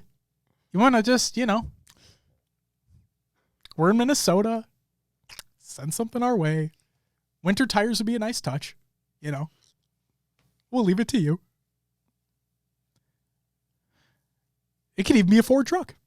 Not going to complain. All right. Shout out Space Station. You guys are fucking goated. The organization. We'll have to see about the roster. Hey. It's time for the regular news. Joint Fire event scheduled for January 17th. That's tomorrow. It's by Halo. I think okay. Try not to be super negative on the show, but I calls it as I sees it. And we're not paid by fucking 343 or anything like that. I think the cosmetics in this event look like absolute ass. Just gonna throw that out there. I talked to Justin about it. He said he's a fan of the JFO class helmet. But man, oh boy, that 10-tier event pass, ain't it? That's just me. There's things she does for me that you can't, like tax preparation. You know what? You're not wrong about that, Ford truck man. I also don't do my own taxes. I pay somebody to prepare my taxes. So you are correct. I'm definitely following you assholes. I'm here for the blunt honesty. That's all we fucking do here. Yep. Ford truck man. Oh, man. Oh my God. Yeah. Was not a fan of the cosmetics either. Just missed the mark. Missed the mark for me. They look terrible. Kuza says, I'm sorry I don't know your name yet, but the person on your right kind of looks like Stephen Merchant. This is Will. I'm Will. Hi. AKA I'm Mr. Mayhem. What's My name up? is Josh, AKA JK Fire. Will, Josh. Who do I look like? Stephen Merchant. Will, Josh. I don't know who that is either, to be honest with you. We're going to get along great. Big fan of Teabag, and I'm platinum trash. Well, I'm mid-diamond, so not at your trash level, but you know. I'm just kidding. Oh, then me? Oh, shit. What's Stephen Merchant look like? Do I look like him? Oh, wow. That's kind of funny. I kind of see That's it. kind of funny. He's funny, too. I'll take that. What was the inspiration behind your... Sure, see, I fucking love you. Incentive, thank you for the follow. Welcome to the live show. But yeah, the cosmetics in the event kind of look like ass. That's it for the regular news. Got other games to watch. I don't have anything to fucking talk about. We could talk about the whole Dashie being dropped. They pick up Hook. They win their first match with Hook. Optic fanboys are going to Optic fanboy. Haters are going to hate. We could talk about the player on the Gorillas that beat the Thieves and him keeping a tweet in his back pocket for 3 years. Wait, what? I missed this. Draza put out a tweet against this player who called him like a dog shit fuck based off of scrim results. Okay. And so the player gets picked up by the Gorillas. They play the Thieves last week in just a regular match for seeding, you know? Yeah. And the Gorillas beat them, and he had a tweet ready to go from he saved that tweet from 3 years ago, retweeted it, and said like, dog shit fucker, fuck you, man, or something like that. All right, then. Yeah. Like, it was Exceed. There you go. Jeez. Okay. Right, but it was Exceed to Draza. Right? Like, Draza's the first one that tweeted it. Wait, no, like Seed tweeted it to Draza. Draza called Exceed a dog shit fuck. And then Exceed comes back and like, I fucking back pocket this shit. You've activated my trap card. That's what he fucking did. And Bob's your uncle. Aku's a dog shit fuck. I didn't know dog shit could have sex. You know, I don't know. No comment. I guess I don't know. He also had some words on the cam at the end of the match. Yeah, didn't he like put up his middle fingers like fuck you and shit like that? He said that tweet above his bed for 3 years. He has. You know what? He's the fucking he's Wolverine from X-Men, the animated series, in the bed with the photo. And the photo is Draza's tweet. That's him.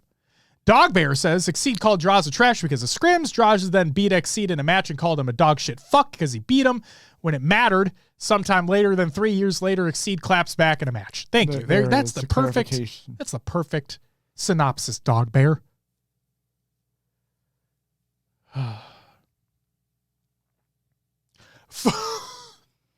Ford Truckman says, I got on Face Spartan's Twitch after the SSG tourney and asked him why he didn't play better. Did he ban you? He may. That sounds. Or did he block you? Par for the course. I don't know. He didn't look? All right. That's valid. That's valid. Just seeing I can make sizzle stick stickers. Amazing. Do not tease me right now. Josh has a thing for stickers. I don't think it's clear. He kind of got me into it too, if you can't tell.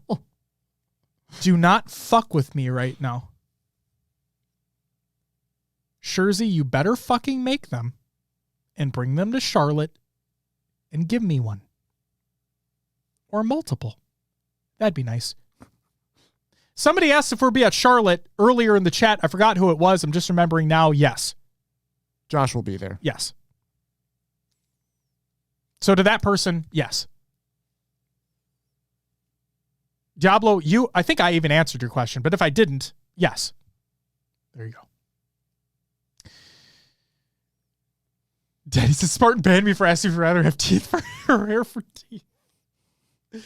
Oh, we're back to that bullshit. Oh, no. That's it for Cotton Over Games Watch. Time for Will's Adventures with the Overs and other games too. Will, what'd you play last week? I played Halo Infinite. Oh, boy. Did the weekly challenge and multiplayer.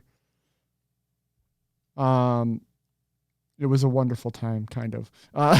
It was fun playing with you guys for it. Having to grind the challenges on my own, I didn't like, but I am thankful that they reduced it to 10 and they're playlist agnostic now. yes, that is great. You can do what you want. Yes. The one thing that does suck is that some are weapon specific. Yeah. Or weapon type specific, which again just sucks because they don't always spawn on every map. You might be forced to go into Fiesta to get cheeky with it, but it is what it is. Then did some ranked gameplay. Really just bounced around in Plat 5. I think I ended up barely ahead of where I started.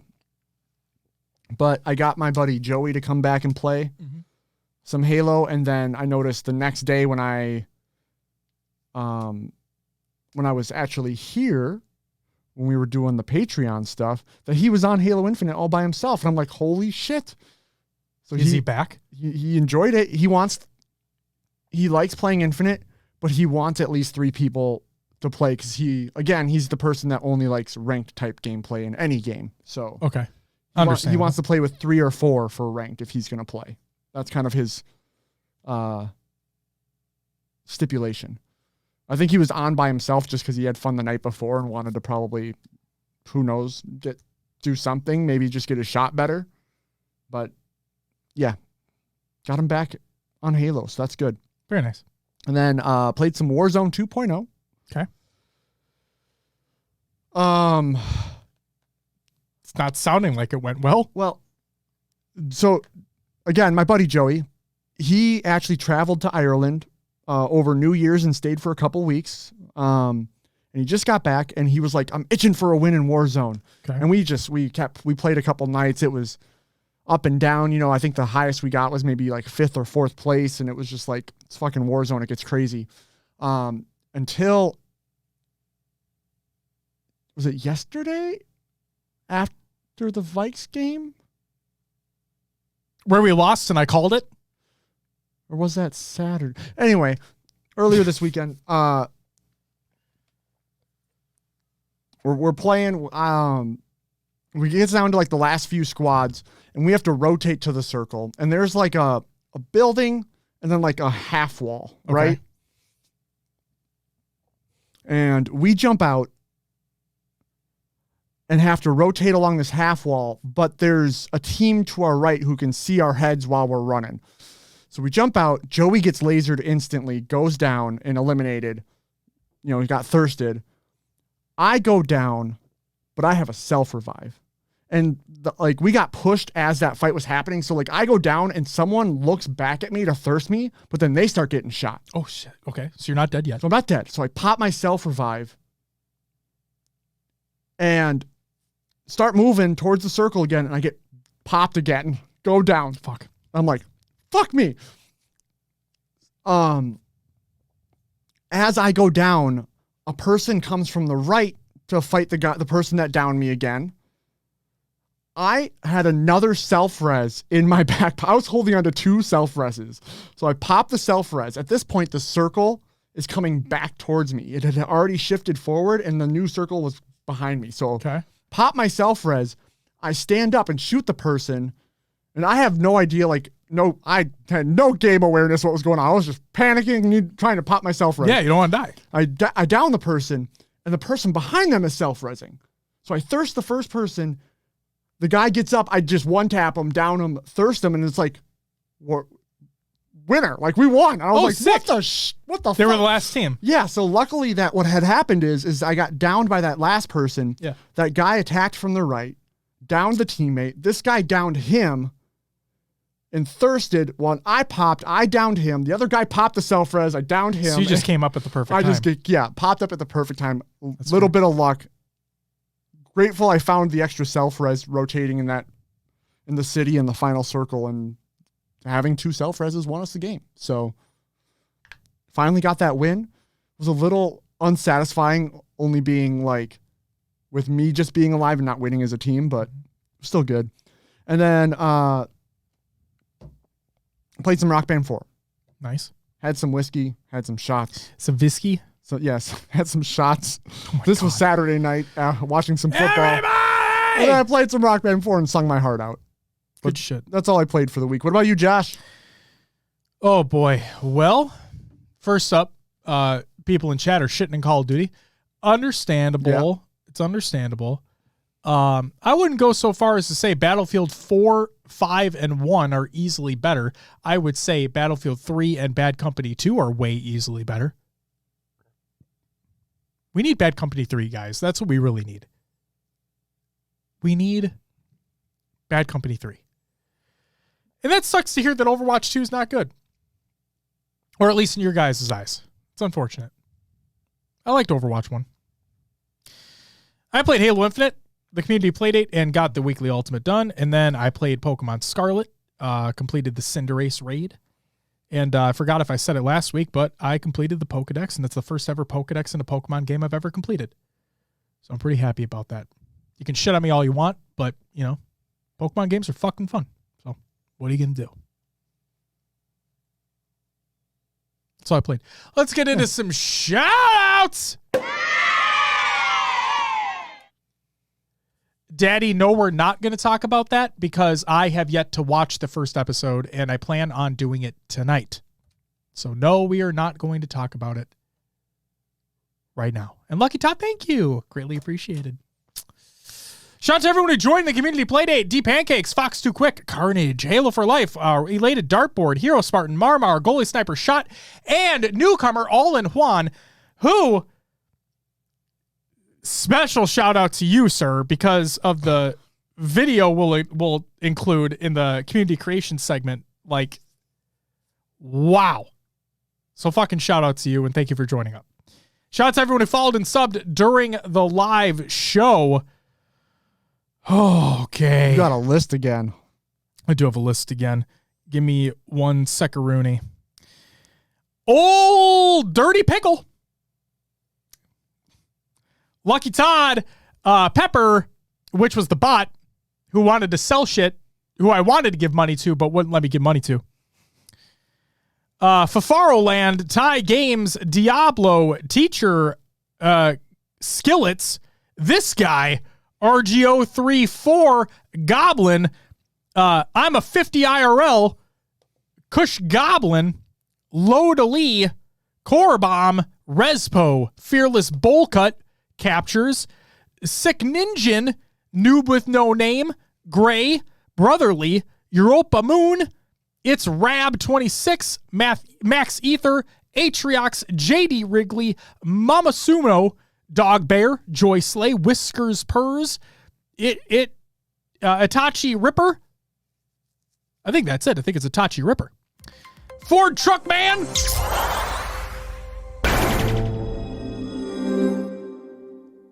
And Incentive. Thank you all for the follows. Greatly appreciated. And then we have, if you give me a fucking second, Winkler with the 7-month resub, Godzilla with the sub-areno, Diablo with the gifted sub, I am Barnaby Jones with the 2-month resub, Briggs with the 2 gifted subs, Chica with the 7-month resub-areno, and Swole Denny with the 2-month resub. You all get a woo! Thank you all very much. Greatly appreciated. I am fucking sweating right now. Shout out to everyone who is a patron at the semi-pro and higher tiers. That includes The Only Neeb, Heavy Rainfall, Elated Dartboard, Just Josh, and Carnage. Thank you guys so very much for supporting us over on Patreon. Will's going to shout that shit out later on in the shout-out section of the show. And then I want to give a special shout out to the Games Done Quick on raising $2,642,493 for the Prevent Cancer Foundation during the awesome Games Done Quick marathon over the last week. And guys, always remember, fuck cancer. That's it for the shout outs. Time for the community creations. Halo memes every day. Reddit.com/r/Halo memes. Check it out. Argyle map callouts by Onset. Check that video out. How Formal won another World Championship, the Inner Circle by Optic Gaming. They always do all caps in their video titles. You ever notice that? Yeah, I have. Yeah, they're always all caps. You don't need to fucking scream in the title. It's okay. Some Community Forge creations. We have the Ocarina of Time Hyrule Field by X Radical. It's a map. And then we have the map of Nemesis by Warholic. Forge Extraordinaire. And then we have Forge Features, the article on Waypoint for January 13th, 2023, where they take some more curated things and put them in that article, and you go check them out. Halo World Championship 2022 highlights montage edited by Bradek, and the video I teased earlier. Playing with the HCS Pro Talk community by All in Juan. It's a fucking amazing video. Yeah, it was great. I laughed my ass off. Go watch it if you haven't already. And again, shout out All in Juan for not only joining, but for fucking doing that. Like, that video is incredible. And if you don't know what bee's dick means, you will know. You'll find out. You will find out. I want to do this for once. For all the new people here, logo's not real. Oh! Way to break the immersion. Woo! You're right. It is not real. As of yet. As of yet. Swole Daddy says, I wouldn't say that. For $9.99, you can get the HCS Pro Talk 2023 calendar. And let me just say that Josh and June is fire. Ooh. God. Link to the vid. It's in the show notes. Exclamation point show notes in the chat. Scroll on down to the community creations, and it's there. I can get it going here. Well, fuck you, Ford Truck Man. That's it for the community creations. And that's all I got for the show, as a matter of fact. Therefore, Will, if you would do me a favor, after you post the link in the chat, which I think you're doing right now. There it is. Do me a favor. Yeah. And plug the show. As Josh said before, thank you to all our Patreons. We do now have a Patreon. You mean patrons. Patrons. Yeah. I'm tired. My brain's like starting to power down. It's okay.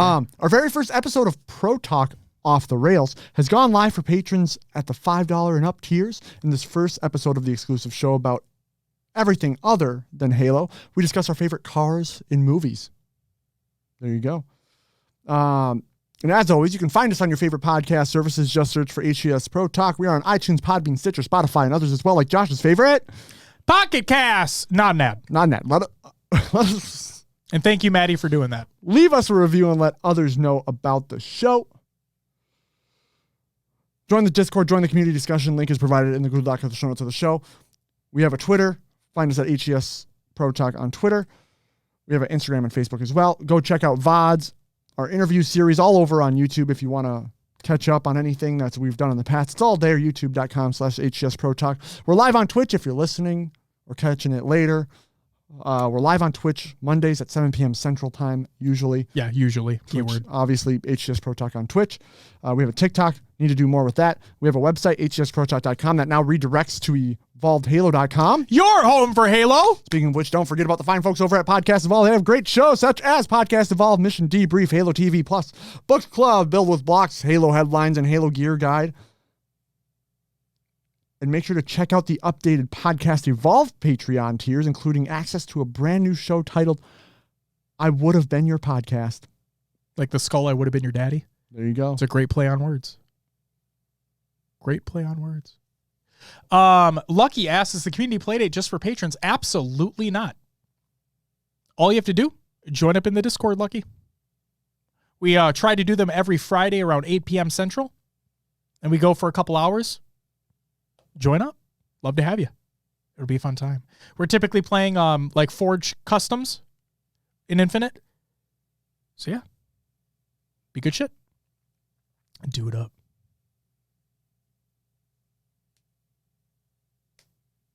But yeah. Is that it? I think that's it, right? That's it. All right. Sorry. No, you're good. Catching up on chat. Hey, Like, it's okay. What's going on? It's okay. It's late. The Cowboys are winning. I'm in shambles. Just kidding. Good on them. The Bucks never deserved to even make it to the playoffs anyway, but that's besides the point. The Bucks finally scored. Oh my God, at the end of the third quarter? Yep. Oh, it's fucking Did crazy. they Well, they also- missed the extra point too? Did they? 'Cause I'm going it to laugh says- so It says hard. end of Q3. Oh, I'm going to laugh so hard if they actually did miss the extra point. What's going on in Dallas? All in Juan says, or leaving our 12th high and dry in BTB. That's true. We did do that. Yeah. We got, if you haven't watched the video, you should watch the video. But they went for 2 and failed. Oh God. We got fucking high power. I think that's the name of the map. We got it 2 times in a row. And that second time we were a group of 11. So we matched with one other person and we all just left. So I feel bad for that person that we left. I'm Poor sorry, guy. guy. I'm sorry, guy or girl, whoever. It's unfortunate, but I mean, I didn't want to play the fucking map again. It's awful. That map was awful. So, ladies and gentlemen, that's going to do it for episode 269. Nice. Of HCS Pro Talk. If you're tuning in live, thank you for taking the time to do so. Hope you guys enjoyed. Thank you guys for joining the conversation with the topics, with the news, with all the stuff that was happening as we go off the rails as we typically do. You know what it is. To all the new folks that tuned in for the first time, I hope you guys enjoyed it. And hope you come around again or check out the audio show or the video show, whatever it may be. Elim. Or is it Eli MTG? Thank you for the follow. Welcome to the live show. Will Optic beat FaZe? It's only a matter of, I don't know. We'll have to wait and see. This season's going to be fucking awesome, though. Atrax says, glad I followed you guys. Very entertaining. This community is friendly. You're fucking awesome, man. Thank you. Thank you.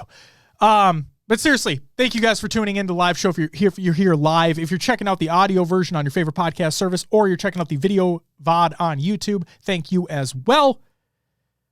I'm not, for those that are hanging out, for those that stuck out this long, I don't typically do this. I don't typically like pimp our own shit out. But what I will say is, if you're interested any at all in wanting to support us further than a Twitch sub would get you or anything like that, do check out the Patreon. Okay. Again, I don't talk about this often. Maybe I should, because people say you should promote yourself more. I will say, if you want to do that, you want to support us further, check out the Patreon. You do get cool exclusive shit. We just released, like Will said, the first episode of the Patreon exclusive audio show to patrons. Go check it out. More stuff on the way as well. It's going to be really cool. And we're doing that. This is the first time we're doing something like this for the new year. It was our 5-year anniversary at the beginning of January. So we're just fucking rolling in there, baby. Oh, appreciate you too, Lucky. Thank you. Ladies and gentlemen, thank you all so much for tuning in. We'll be back next week to talk about more shit. Beans for lunch says, why, man? I just got home, redo the show. Let's roll it back, baby! Another 2.5 hours, Will cuts the show. He's like, I'm fucking I'm out out of here. I gotta go to bed. Oh my God. Vaya condidos, amigos? Did I say that right? I don't know Spanish very well. I'm sorry. And thank you guys so very much for hanging out. We'll be back next week to talk about, I don't know what the fuck we're going to talk about. Maybe some more crazy shit. Maybe the roadmap would be released. Oh my God. Wouldn't that be wonderful if we just wake up one day and it's like, hey, here's your roadmap for the 2023 season. Ooh. Fucking waited long enough. Trigapone. Thank you for the follow. Welcome to the live show. Sorry we're ending the live show. It's the end of the episode. But hey, feel free to check out the audio version on your favorite podcast service. Or the YouTube VOD. That'll go live tomorrow.